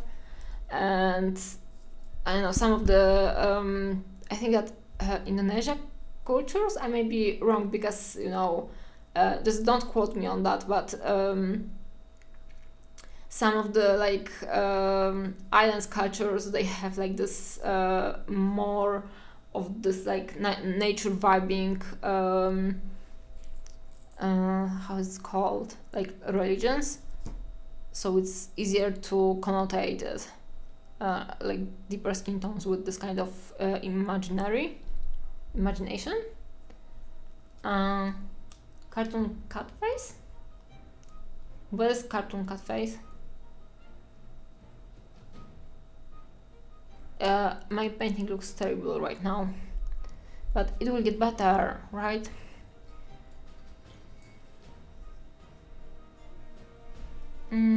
Okay, so I actually don't know if I need the orcish dermis right now, but I will mix it with the purple, and I will just add the flat base color for the gems. I also think that they might be, like, it maybe look better if they were colorful. So maybe this would be purple, this would be yellow, and this would be blue.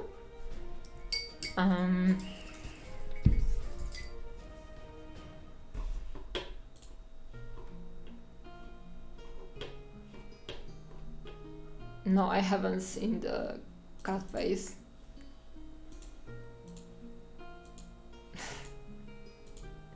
Okay, I will keep this link for later.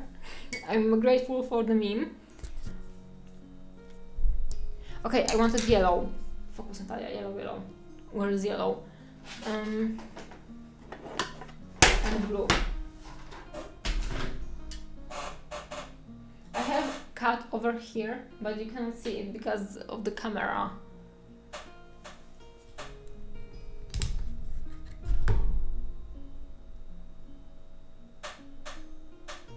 Can you see her? Give me a second. Tzahli? Oh no. White caramel appears. Can you hear that? Tzahli, hi. Kitku. So this is Tzahli. Yeah. And now I need a second to tell caramel to go away. Sorry guys.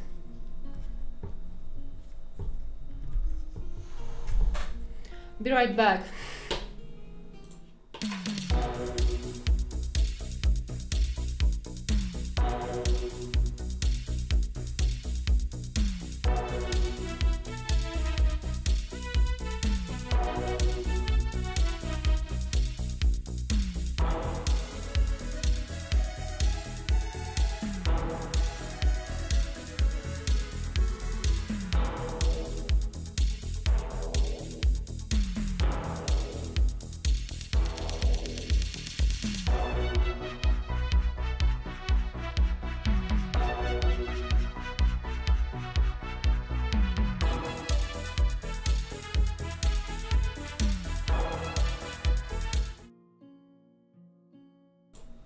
Okay guys, so I'm back. Basically it's not that bad with the cats because Carmel, it works like that. Carmel, he was rescued, let's call it like that. He was rescued, so he's used to living outside on his own and kind of fighting for his life, even though he always had like this much food and he never was hungry, right? So, but he is used to be like kind of meowing very loudly around people to bring attention to him, stuff like that. He knows how to work people around, or work around people.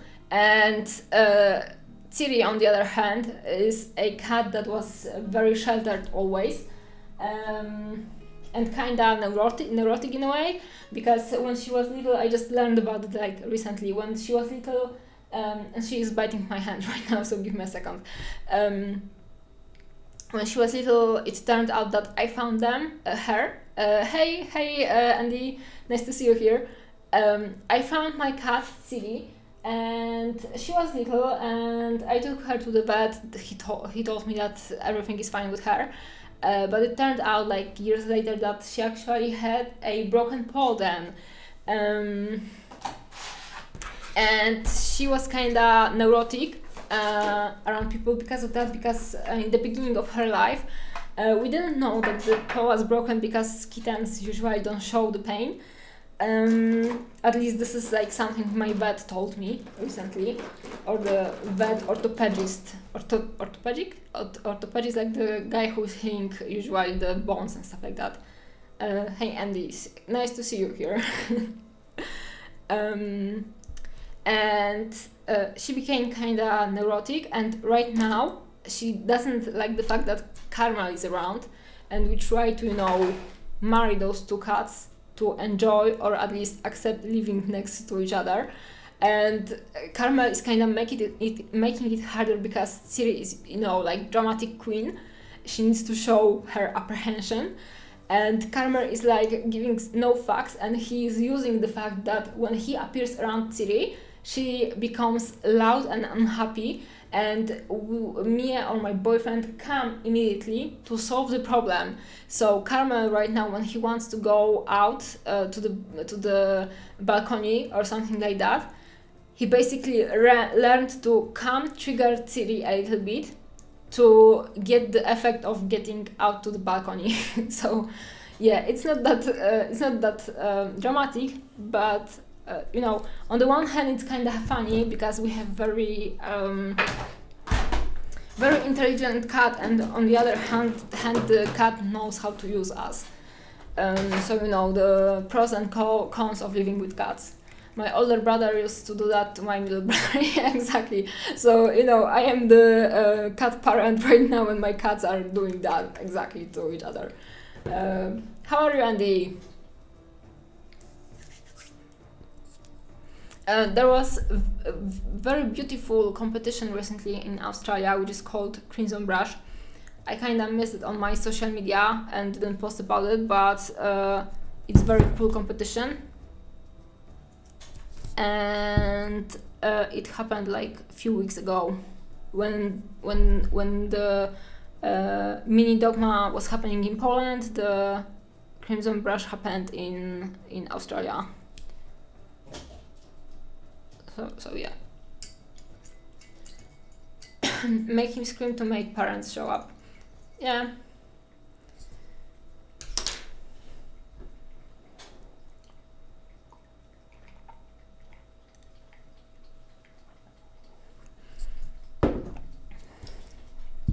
I usually don't talk that much. Oh, sorry. Was this so unfocused the whole time because I forgot to look on the actual camera. I was looking on the chat all the time. Okay, so I'm painting this stuff over here.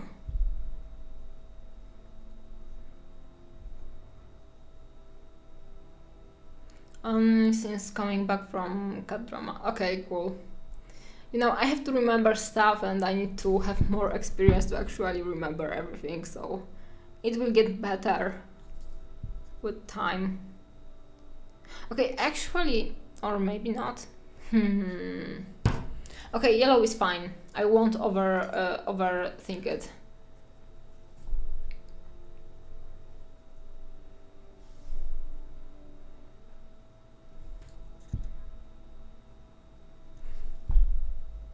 Is it okay, guys? What do you think? I think that everything pink would be boring, basically, so I'll stick to it. And then I should actually use the golden paint to add the colors. Do I want to do it right now? I'm not sure about that. Oh, I know what I can do. I can paint those beads over here in like different colors, so I will go for that.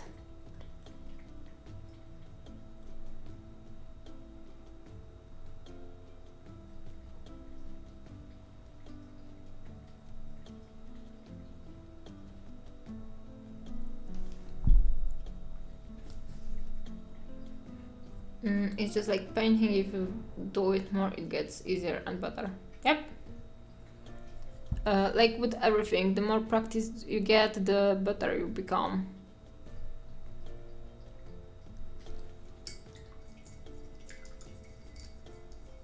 I think that Andy is working on some cool projects because most of his projects are cool, right?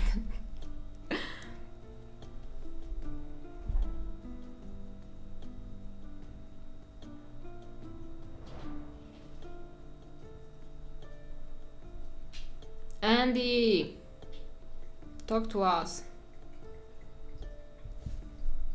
Don't ignore us, please. The chat wants to know.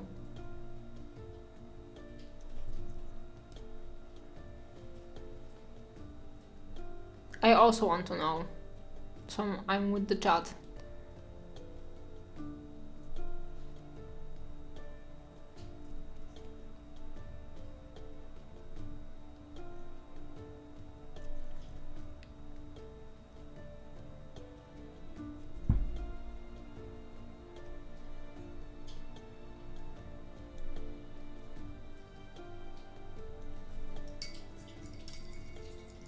Catface hasn't made a new episode in 9 years old.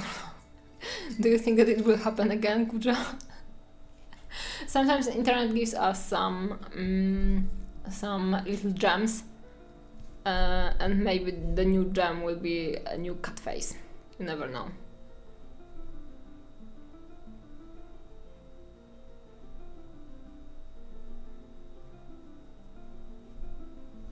Okay, I don't know why I mixed that over here. I was mixing this right now. Not sure why, because I'm not interested in this color right now.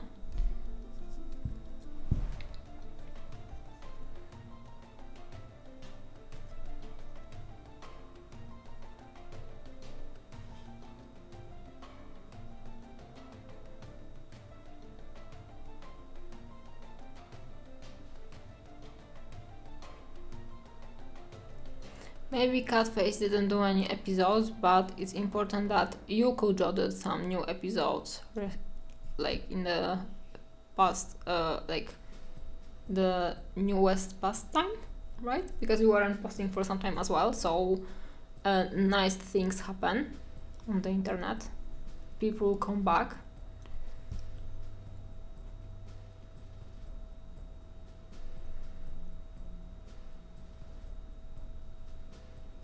Okay, so I think that addition of those beads really help to create something interesting. And now I just need to build coverage on the skin tone.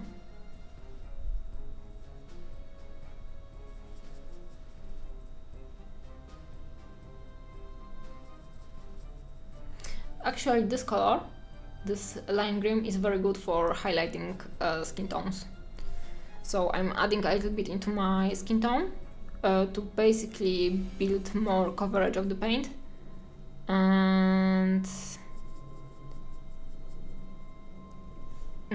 also to not change it too much with white, for example, because white would desaturate the color a lot, and like anything that is basically not white won't desaturate that much.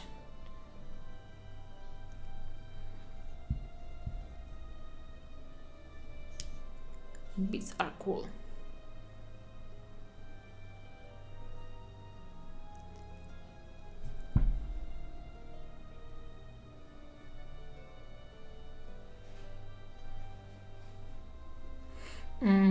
I was thinking about doing a video on my Patreon where I would take the Argat bust that I made a video about painting hollow, and you know, her outfit is painted and everything else on the bust is unpainted, so I can use this bust for painting something. And I was thinking about painting a line across her face. So I would have like two halves, and painting one half the flattering way and the other half unflattering way, and explaining the differences. But I'm not sure if it's not too makeup nerdy in a way, but again, like, if you know the stuff, you know how to paint a bust in a flattering way. So I think that I may do it for this month, and then I want to paint my Relic Envoy from Warhammer, because I really want to finish it. But time for me. Thanks for the stream and have a good night, Natalia. Thank you for coming, Magda. I think that I will paint for an hour or so more, and then I will go to sleep as well, because, you know, sleeping schedule. Yeah, see you next, like, I hopefully see you next time. I'm streaming like a lot this week, so if you want to come back again, like, I invite you. Yeah, so have a good night's sleep and a lot of cats in your dreams.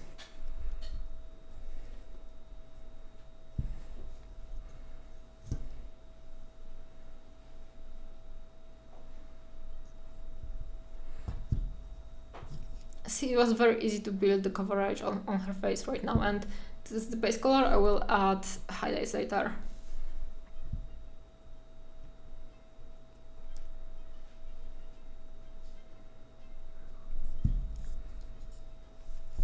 Cool. Thank you very much. And see you.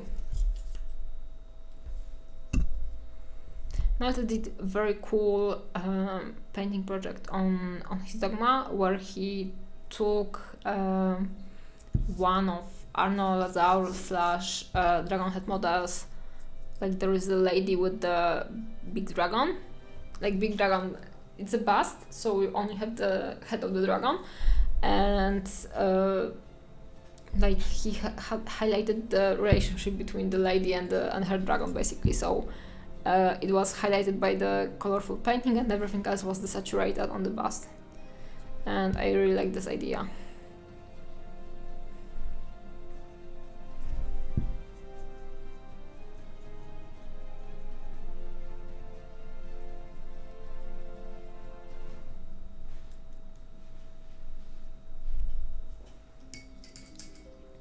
Okay, and I will remind you about the sponsor of the stream, and it's Haze Studio Miniatures. You have, like, over here, it's their URL, and they recently, like, I think that they just started selling this miniature. Like, this is the new release, and they did some other miniatures that are very creative, and one of them was painted by like, the box art was painted by Marco Frizzoni, and like, it's this. Do I have the box over here? I don't think so. But it's a very interesting idea for a miniature, because it's a lady where without a hand, and the hand is like living head, like from the from the Addams family, just standing somewhere on the side of the girl on the base. So it's like her pet, basically. Yeah, kind of creepy, and I'm usually not into this kind of vibe, but I found this idea very interesting. Yeah. And also they did a cute miniature of a witch, which I could actually paint, but I'm not sure if it's still on sale. I saw it today on their website, but I didn't look into it.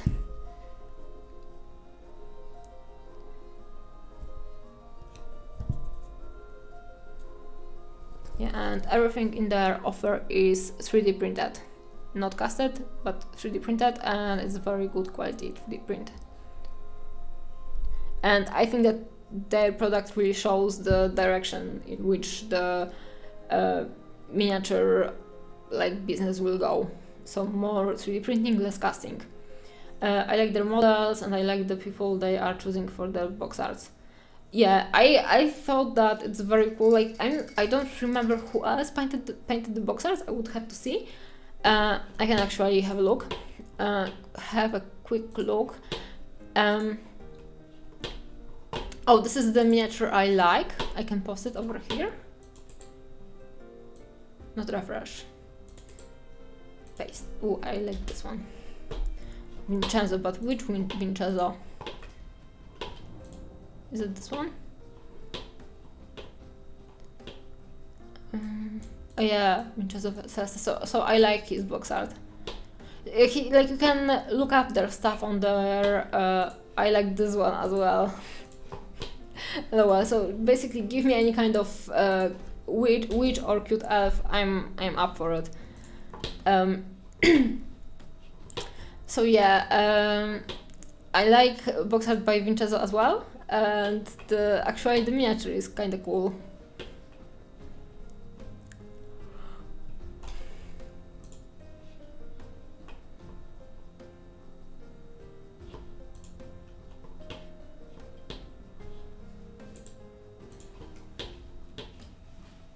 Yeah, and this one was painted. Sorry for spamming with the links, but maybe someone. Can you open those links? You can open it on Twitch, right? So this one was painted by Marco Frisoni. Yeah. Cool. Because I can see I'm in the OBS and I can see this general setup that will be visible in the OBS as the end effect of the VOD.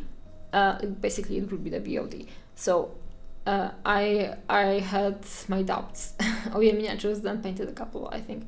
So Vincenzo Celeste is miniatures then, right? Because I remember people by their handles on the Instagram. Okay, so yeah, I like miniatures then, painting. He's a very cool artist. Vincenzo Celeste, okay, Vincenzo, miniatures then, yeah, I know.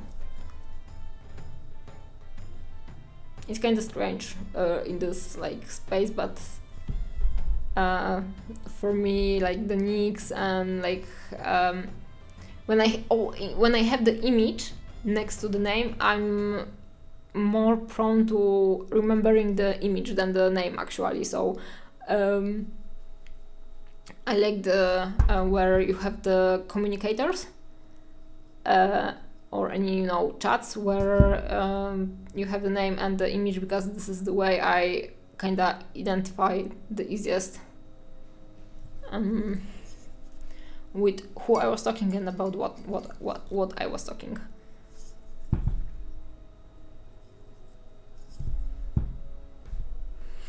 Okay, so it's time to add black into the painting, and I just need to find the black. Where is it? And there is a lot of Spaniards and I think Italians, and I think that if you are not from the one country, it's harder to remember the names and surnames. Because it's kind of harder to register for you the differences, maybe, in a way. I don't know, at least for me it's harder. On the other hand, when I have in Poland 3 Pawełs, I have problem with identifying the Pawełs anyway. and Paweł is like Paul in English.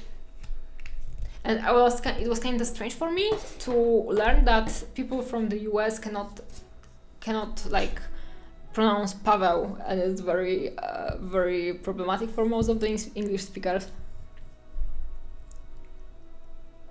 Polish names are hard for me. In Poland, like if you don't know how to pronounce something, just improvise with and usually it's that. Yeah, and it doesn't have that mini dance name is Vincenzo, but also on Twitch often his chat calls him Luca. What? Seriously?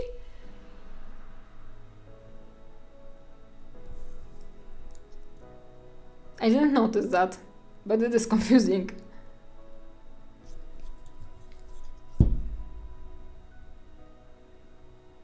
I was on his stream a few times, but I didn't notice it completely.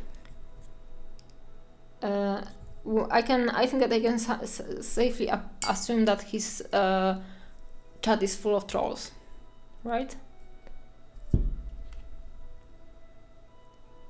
Okay, I will zoom so you can see better of my painting, like, but this is not a quality kind of painting. This is shitpost painting because I'm trying to paint small details but without any accuracy and precision, so I'm like 90% failing, but I just want to have like those values set on the face. So I want to have darker spots around her eyes and some color in the middle. I think that I will, I don't know which color to go for her eyes. I'm not sure. I will go with blue for now. So I will just put the, oh, beautiful, perfect. I will just go with those colors there, and I think that I will put a yellow dot inside of those blues, but with a smaller brush. Could do one blue one. Oh yeah, that's kind of interesting. Let's see if it will cover. I think that the yellow will be so striking that I will end up. It is kind of striking, right? So both will be yellow. Sorry, it's just nice.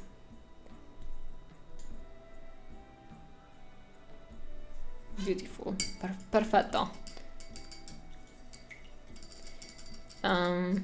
Sub your axe, my alpacas. I can, talking about alpacas, I recently farmed my alpaca in World of Warcraft and I'm very happy about that. Like my alpaca mount. Minidan also used to watch my videos. Everyone used to watch your videos. Good job. I'm not sure if you are aware of that. It's like whoever I was, like whoever from the miniature world, whoever, like it's enough to say like Kujo painting and everyone knows about who I'm talking about.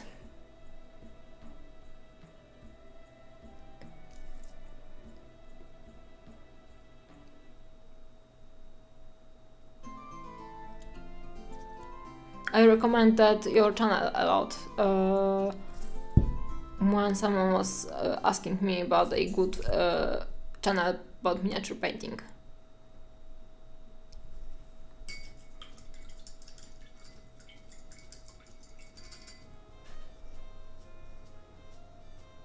In Baldur's Gate, I like that you can make like give people heterochromia, like your characters.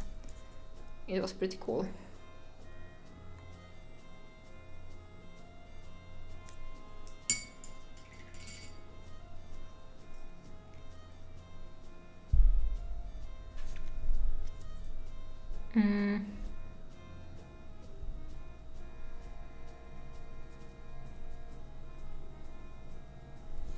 Hi, how are you? Hope you're having a good day. Hello, I have a good day in general. I did some stuff. I had to basically, I don't know how to say it.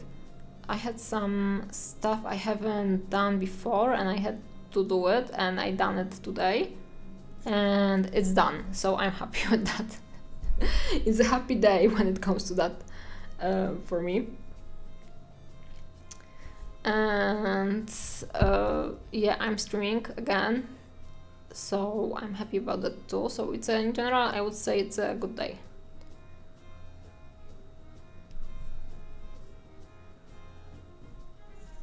It's not covering enough. I don't enjoy it. And I don't want to add anything that will saturate my paints, but I think that this is the time to increase the coverage of this paints I'm using. Good to hear. I hope that your day was positive as well, and that you are enjoying your day. Oh, like we settled in the beginning of the stream that we are vibing today, so I hope that you are vibing with us.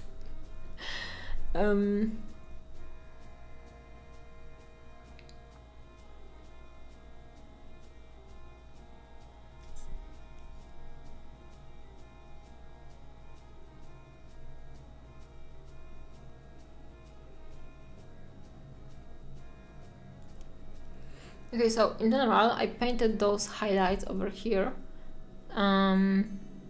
So lines of highlights over here and over here, a little bit of the dotting over here, and I will try to like join them together so they won't be this dramatic.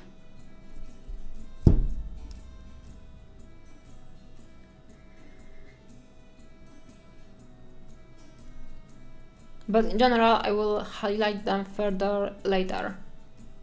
To make it a little bit more dramatic.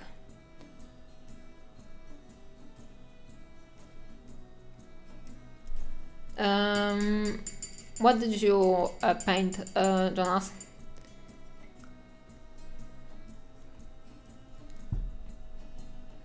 And see, on the palette, this looks much lighter, but in reality, it's not covering that much. So I will go back, make it slightly lighter, and make those highlights even stronger.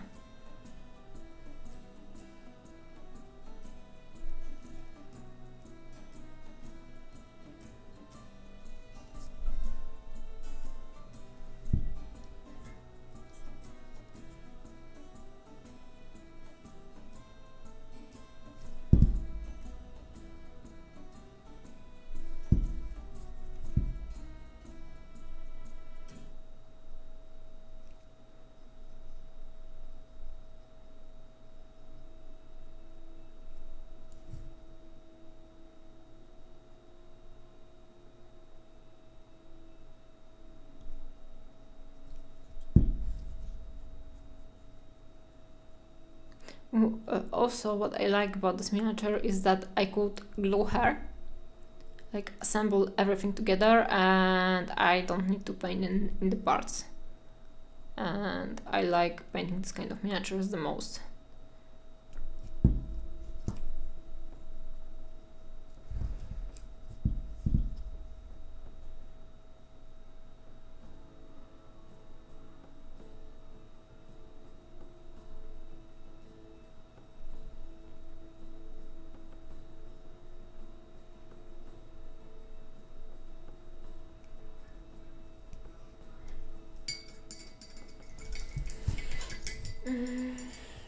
Okay, so she looks like that right now, and I think that she's kind of too yellow. I need something like not yellow but too green. So I will try to make some maybe with this, with the sand. It's like this bright, the saturated yellow. I know, let's put it over here. And I will go into a smaller brush and I will basically try to embrace the highlights and make them deeper. And then I just hope that with a blush added, like with this red oxide, the blush will tie together the skin tones, and that the skin tone will in the end effect look more sort of warm than olive green actually.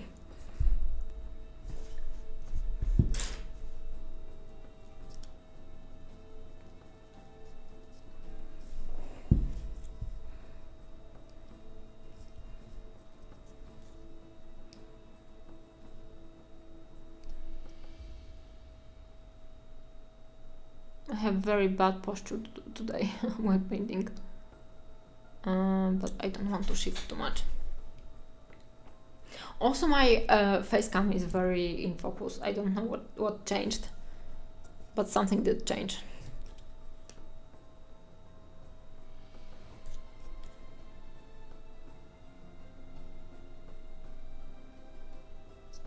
I like painting darker skin tones because the reflections on the skin are so like intense and nicely contrasted that it makes like skin very, very like radiant, and it's always enjoyable process for me.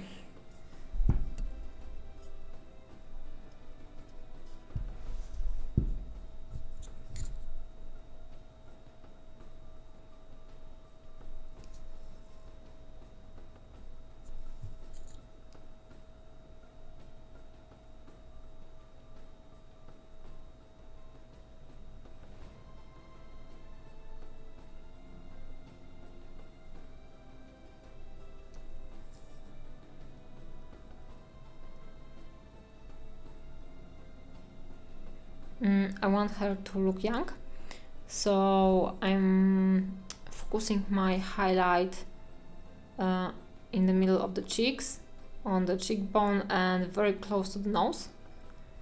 And I'm not leaving too much place for the shadows around the nostrils, stuff like that, because usually this makes the face look kind of tired.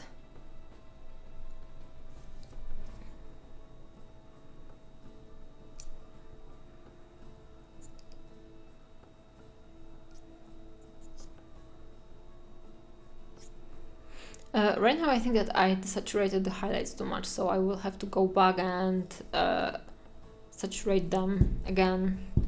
But I will just proceed with the highlighting to have like the consistent values all over the skin, and then I will try to fix it right.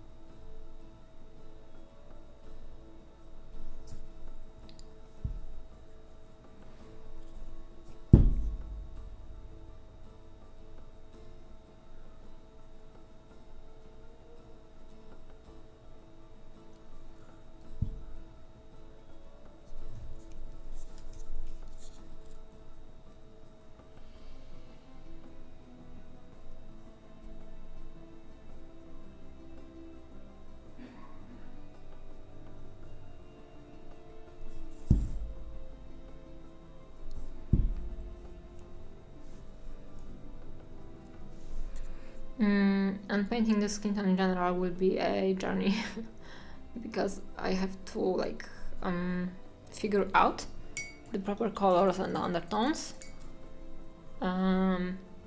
So you know, I may need to experiment a little bit in some places.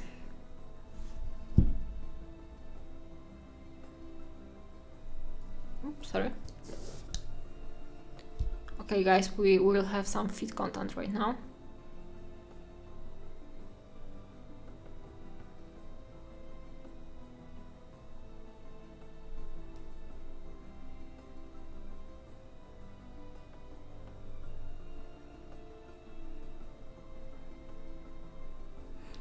I recently went to a like Polish National Art Museum, and there is of course a lot of like ugly baby Jesuses, right? And a lot of like ugly adult Jesuses. And like with my friend, we were memeing so hard from like on some of the paintings that even the guys that were working there actually, like after we finished joking around and moved to the next piece, some of the people were like just going back to those paintings we were laughing about, just to have another look if it was really that bad, and usually it was. And I don't know why, but my friend decided to ask the guy from the museum why some of the stuff was painted so badly, and the guy had very much trouble explaining it like in a serious way, because he wanted to be very professional, like basically why it looks like shit because it looked like shit because they didn't know about the proportion, stuff like that, but they wanted to like call it very, very nicely and very artsy. Yeah, it wasn't modern art, it was actually classical art, like the old Middle Ages stuff. For me, experimenting is often the most fun. Yeah, exactly. For me too. That's why I think that's why I decided to go into those pure pigment paints, because I settled in my old ways too much and had to experiment a little bit.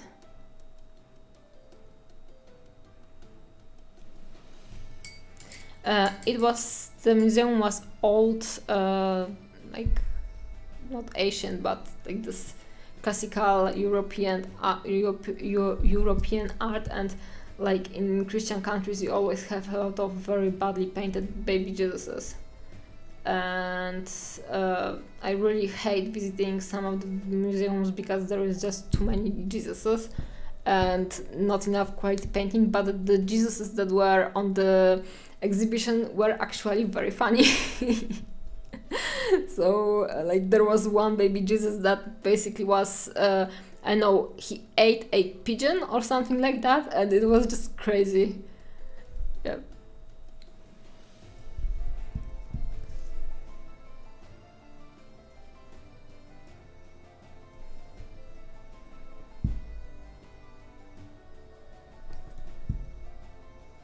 And I actually think that some of the people went back to the paintings after we finished miming on them, because we were really looking into the different crazy detail that was hey Jared, morning, it's like 30 minutes till midnight in Poland but good morning to you.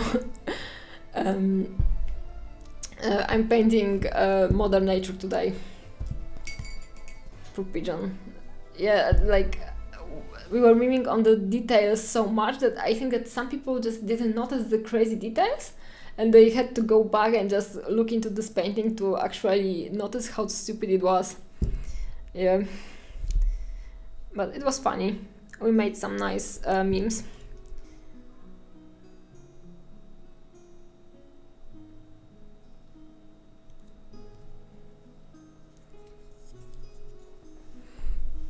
Yeah, morning for JC though. Like there's always a morning somewhere, and usually the case is that the morning is in Australia. Or at least when I'm joking about morning being somewhere, usually the morning is in Australia.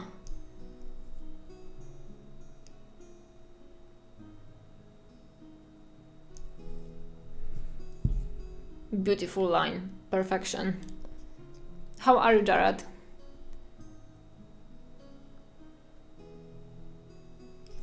What crazy designs did you paint recently?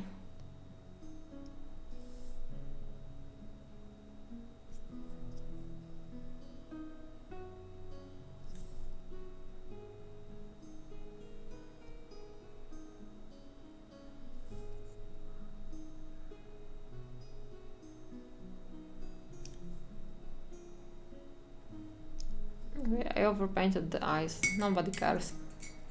I have. Oh Jesus Christ, Jared! How many times you plan to repaint the shield on this one?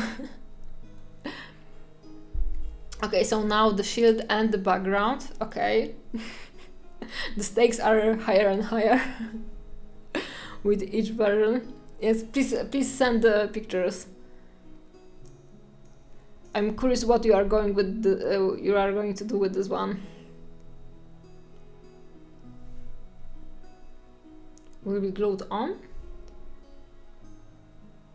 But how to glue it all, like facing the background so you don't have to paint it? 1,000,000 times.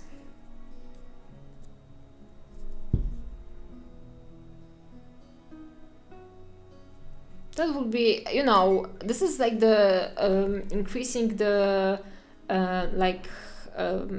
you get the more value from one bust if you have to repaint it 1,000,000 times, right? Because you can paint it once and it's okay, you painted it, right? But you don't feel like, if you don't feel that you get enough experience for finishing once, you can just repaint it like 2-3 million times, and just it just increases the use from one miniature.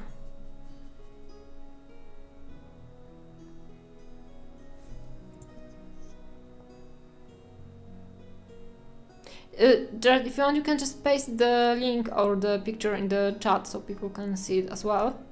If you don't want to, of course, like, no biggie, but just saying. Okay, so she's very pasty right now. I have to fix that.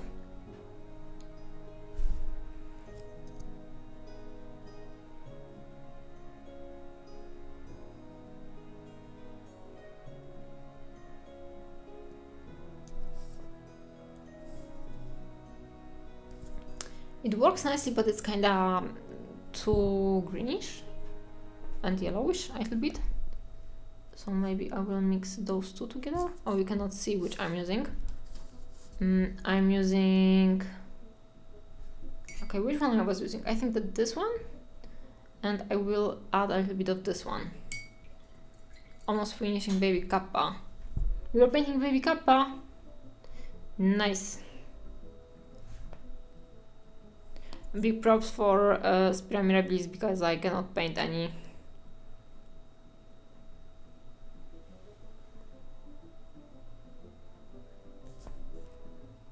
But I really want to paint more Spiras this year. Oh, I actually painted a Spira Mirabilis almost. Like Lucas Pina had a Triant from Robot Rocket. And I kinda painted that one. Kinda. Is hitting a pigeon. Baby Kappa, like, this sculpt is so strange that he could be eating a pigeon, and that would be considered as legit, I think.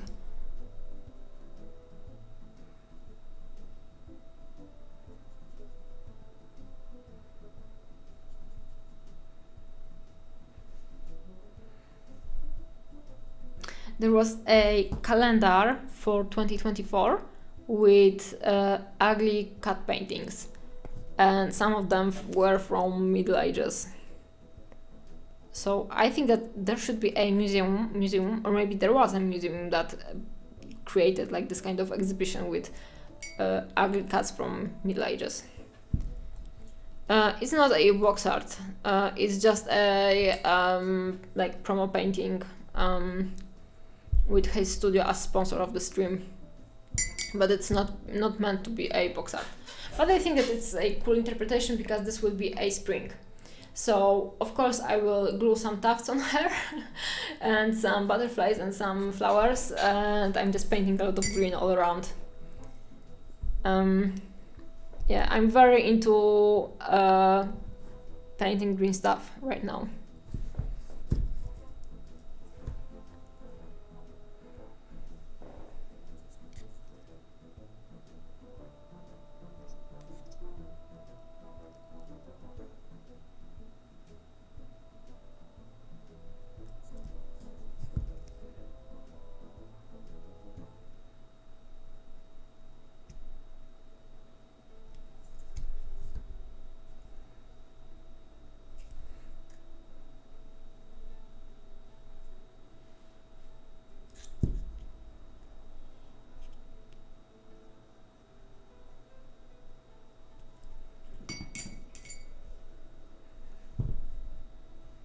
I don't think that I have, like, I need to finish a box art for Neko Galaxy, but other than that I don't have any box arts, like, aside for awesome creations on my plate.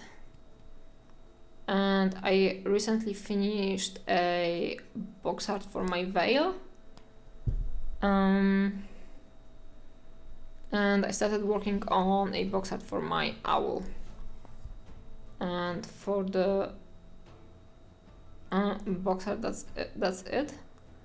I really want to do something cool with the box art for Neko Galaxy, but I think that I just need to sit down and reconsider my options because I had too many ideas and it kind of blocked me.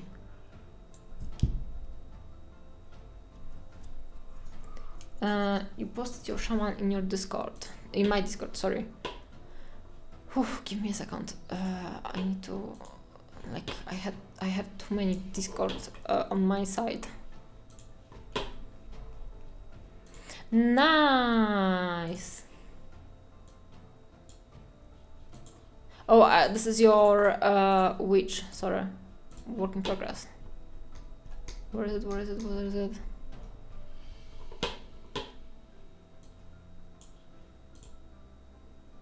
So cool! I really like the tufts, of course. You know, this is the most predictable thing, but I think that the tufts like make the guys make it work very nicely.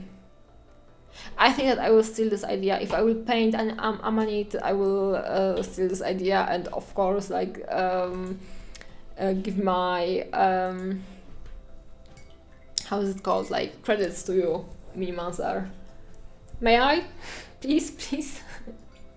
Too many ideas, I don't know what you mean. Yeah, but you know, Jared, or like you usually have one very strong idea for each piece, and I think that this is like the way to go. And like for the girl from Neko, I have 3 different ideas. I would like to incorporate each of them, and this is not the way to go, sadly. How do you stop ads from coming up? I have no idea. I think that you need to subscribe, but I'm not sure if it works. I basically don't know how Twitch works at all. Sorry, Jared. You have to like how to call it? You need to survive it. Yeah, but I actually like if you want Twitch to stay up, we need to watch the ads, sadly, because I've heard that they are not making that much money actually, and that a lot of people got fired recently by Amazon. People from Twitch got fired. So, and they actually started pushing for more ads. So, like if you are a creator and you are posting, like you are streaming on your own, they actually like give you like a few options of the amount of ads, and I just agreed on whatever option they gave me, right? Because I didn't know, like, you know, I know that I'm not earning basically like any money on the ads because it's just not enough. Like I don't have a lot of viewers, but I don't know, like I cannot run 0 ads and I have to run some ads, so I just decided that okay, whatever.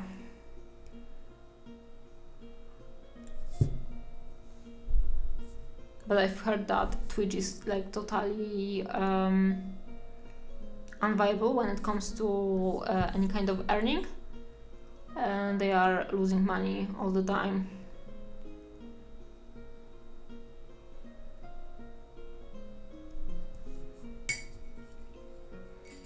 Your witch is different now. You'll post recent a week before the next. I thought that you finished that, but please post it. Oh, nice. Yeah, I need to do a feedback stream again. How good you posted your Spirit Hour. Nice.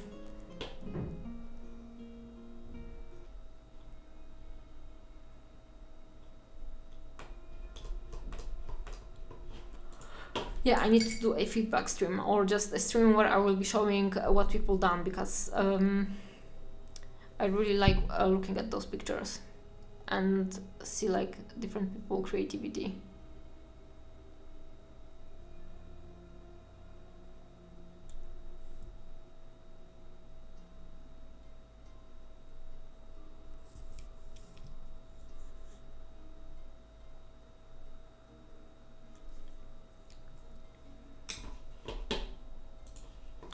me a second. Yeah, I thought that you finished her, actually. She's very, very good. Like, honestly, I think that those snowflakes, I will post her, like, maybe so people, if anyone, like, you know, like, this is, first I will post invite to my Discord. Give me a second, guys. If you want to like participate in my Discord, this is the link. I wasn't very active in past month, but I will be active again right now. And this is the picture that Minimaster just posted. And like I think that in general it's pretty good. I like the composition, and colors actually work very nice. I think that you could add more of the snow on the base, so it could be more like unified. Because like this shape kinda is too uneven, and it brings interest to this unevenness. But I think that this is actually not important element of the composition, so I would make it more consistent. Like you don't need to add more of the texture of the snow, just add a little bit lighter color over there to make it not as graphic. And I think that like other than that, I think that I would I know those snowflakes, I think that they are too like visually they are either too visually like strong shapes, or they should be more dainty, because right now they are kind of snowflakes but also looks like stars, or in case they should be stars, they look too much like snowflakes. And also I think that they could have like different sizes. So right now they are very consistent, and some of them could be smaller and some of them could be larger. But in general, this is very cool composition, and I like it. I was just worried if I had the whole base be snow, it would look like it's the ground and not the treetops. Ah, okay, so it's supposed to look like treetops. I actually missed it. So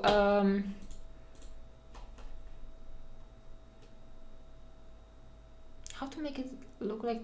So if you want to make it look like treetops, I think that it should have less snow in between and more like some kind of visual cues suggesting that they are branches underneath. Because right now there's so much snow under the construction of the how it's called, like the trees, right? It looks like they come into the patches of snow basically that are lying on the ground. So like proportions work well for the treetops, but I think that you need to work on the base more to like streamline it, so it will just say like just straight up look like it's a treetop. And right now it looks like it's going into the snow cave in a way. Yeah, I didn't know how to make it look like branches, and didn't want to leave it like blank space. I think that actually the idea of branches is pretty okay, but I think that if you want to like refine it more, I think that this is actually worth working on it more, and it just needs more of the suggestions that the snow is lying on the branches, so it's not like, so you should actually create not like this texture of like just bumps of snow, but bumps of snow in the shape of branches, at least in my opinion. And maybe add some green here and there, like this very dark green. I think that I would go in this direction, but also it's very hard to design because basically we need to work out this idea and sometimes try some stuff and maybe fail or not make the like most optimal attempts right away, and just explore.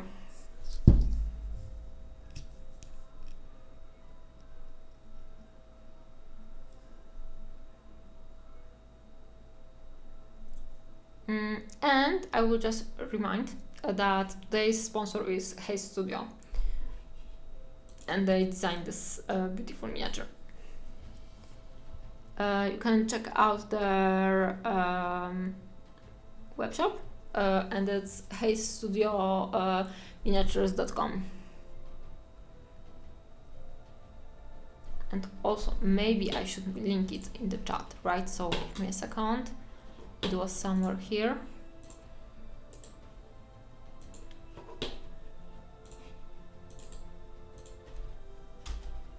I wish I had easier access to a 3D printer. I would have done lots of little tree tops. Yeah, I think that the 3D printing would be the easiest, honestly. Okay, I will paint these bangles in black, basically, and then when I will go back with the golden paint, I will try to stay with the gold on top of the bangles, so oops, the texture will be easier to create, basically. And I think that the spear I will leave for last, because I don't feel that much like painting it right now. Do you think that the spear should be golden or should it be stone? What do you think? Maybe golden. Also, the golden would be the easiest to paint.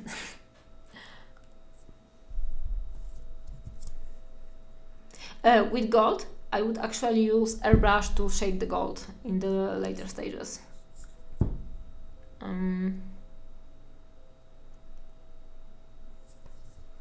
If you wanted to be really fancy with the spear, I think that it could be nice. So I could paint it gold and then add some of like this greenish patina over the gold, and then I could add those flowers that would swirl around.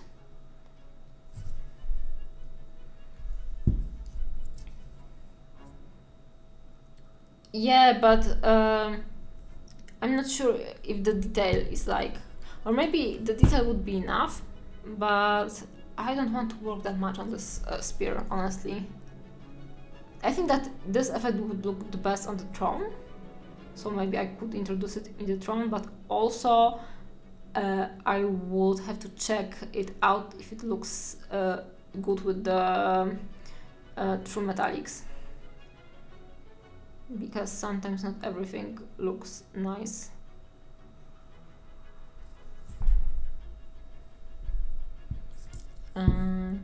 Yeah, I could maybe go with the marble pillar for the shaft. It would be interesting, because the whole golden spear would be boring, I feel like. So maybe for the marble shaft, and maybe a bit of the marble on the throne.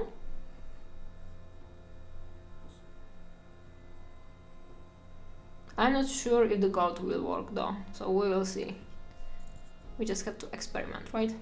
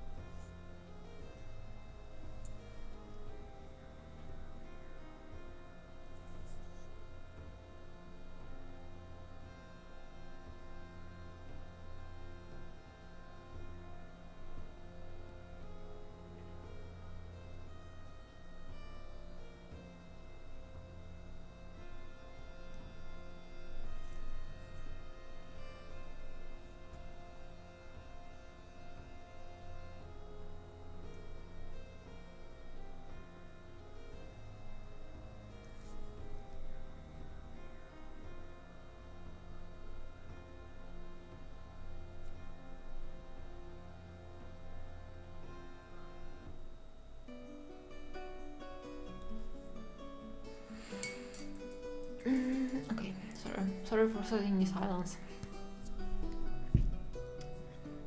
I was considering if I should make the dress a little bit like transparent, but it's kinda thick.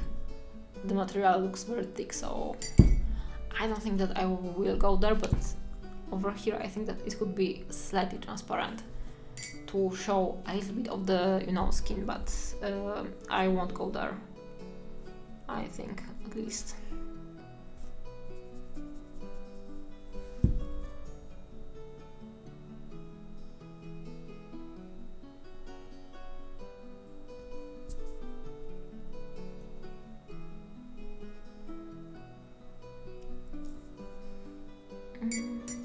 Got to go work.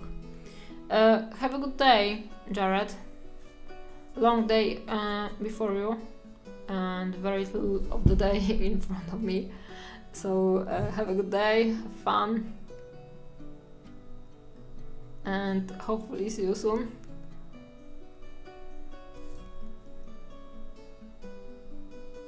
I'm always very in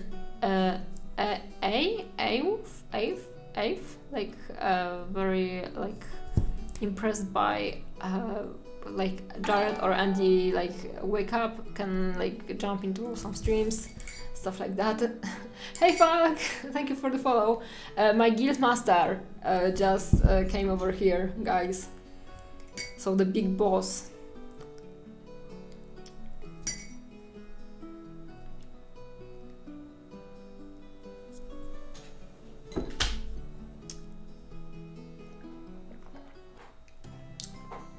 I'm just hustling with some painting.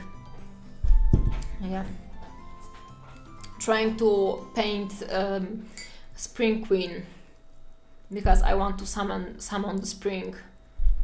Now I can't call out of raid to stream painting. We have the raid tomorrow. So that's why actually my tomorrow streaming is at 4 p.m. Because I need to go to the raid later.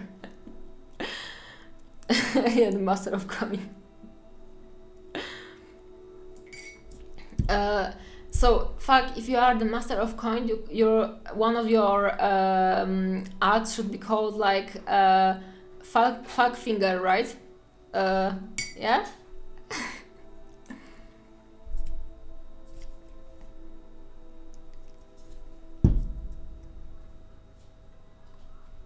So in general, I would just like to know that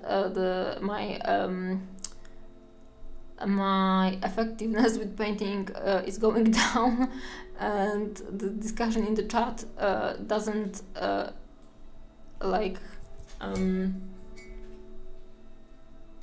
doesn't embrace the productiveness. Also, my cat came here again. Lokuś, come.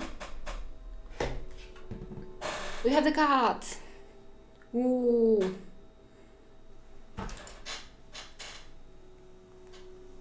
Lucky, you came here, now you have to suffer with being on the camp for a second. Say hi! I really wanted this over here, little cat, over here, to be black, but it really looked bad on my background, so... We have a white cat, but in reality I wanted to have Loki over there. Okay, be gone. Not here, not on the desk. Loki. Sorry. Don't think the chat is the effectiveness problem. The sneaky feral druid you are holding up is...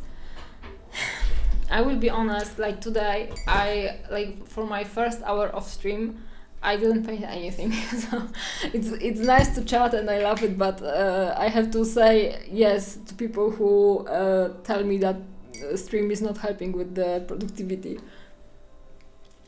You want another cat? You should get it. Get it, Kujo. Get the cat. Guys, who votes for Kujo to get another cat? How many cats do you have, Kujo? And the answer is not enough. How many you have right now?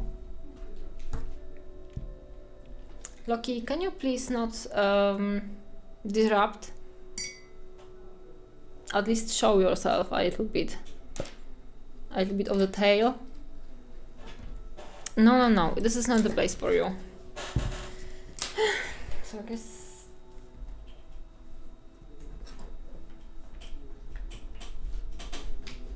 Oh my god! Oh.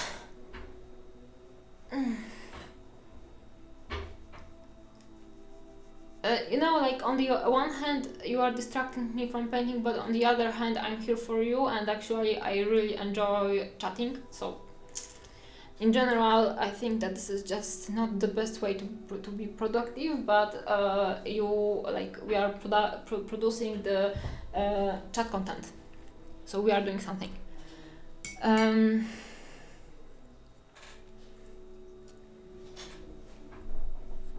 Body doubling, we hold you accountable to sit and paint. It kind of works like that.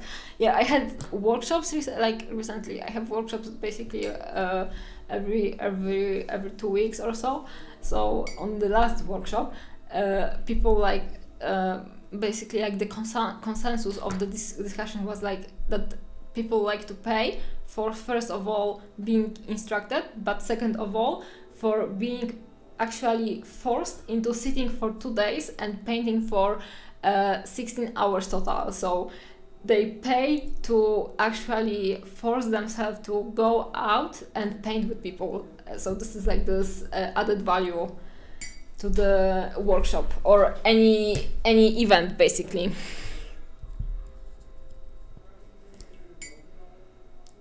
Kujo, no, my last one died. Oh no. This is sad.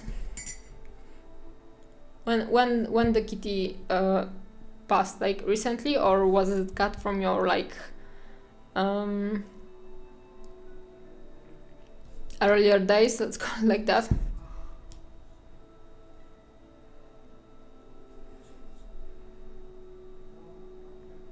Kitties are pretty cool. Like, I got I found Siri when I was going through very depressing time, and actually taking care of her, and her being derpy little kitten really helped me a lot.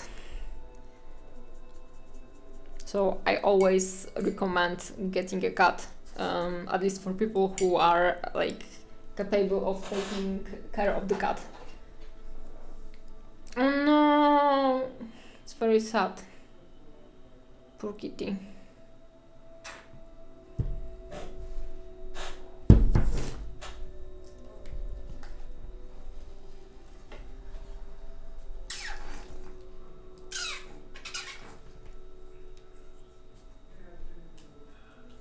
Do you feel ready for getting another cat, Kujo?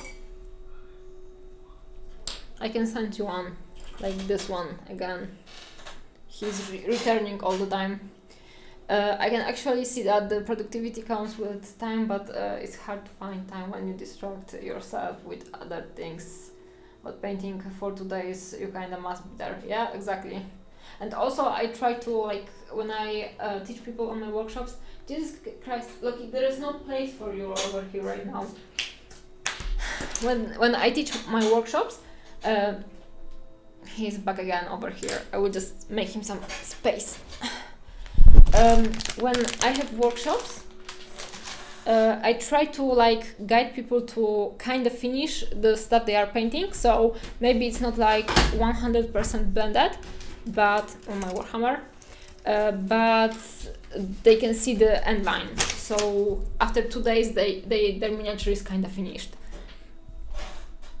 So, they first of all, they see through a project that is almost finished, and they don't have to paint it further at home, but if they want to perfect it, they definitely can, and they know what to do.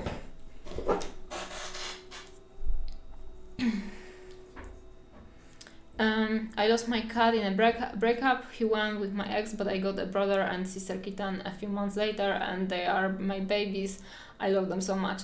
Yeah, I actually I didn't even realize how hard it's for people to lose their pets in breakups, and I started reading about it few months ago, last year basically, and it's a real issue, but I think that not that many people think about it unless it really hits you in life. So it must have been tough, and I feel you. I wouldn't want to have to split my cats because I love all of them so much.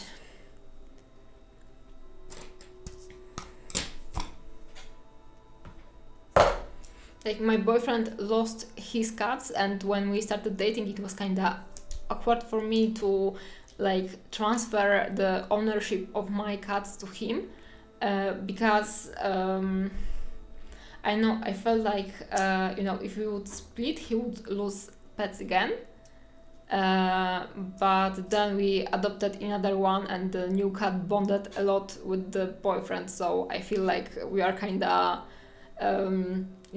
fair and like everyone has the cat that is bonded the most to him, and it's kinda less risky in a way when considering relationships.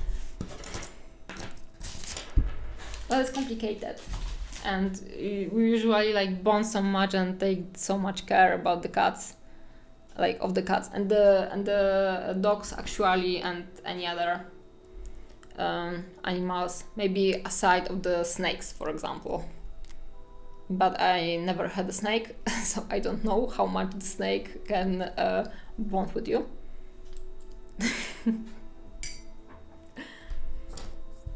Loki, what do you want from me? Minimum answer, like we are talking about cats, so now, like right now, everyone should be posting. Guys, did I lose connection?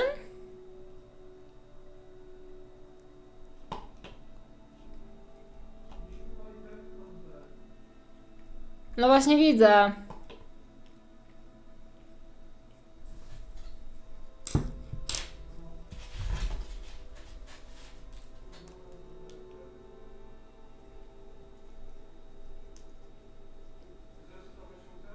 No chyba tak.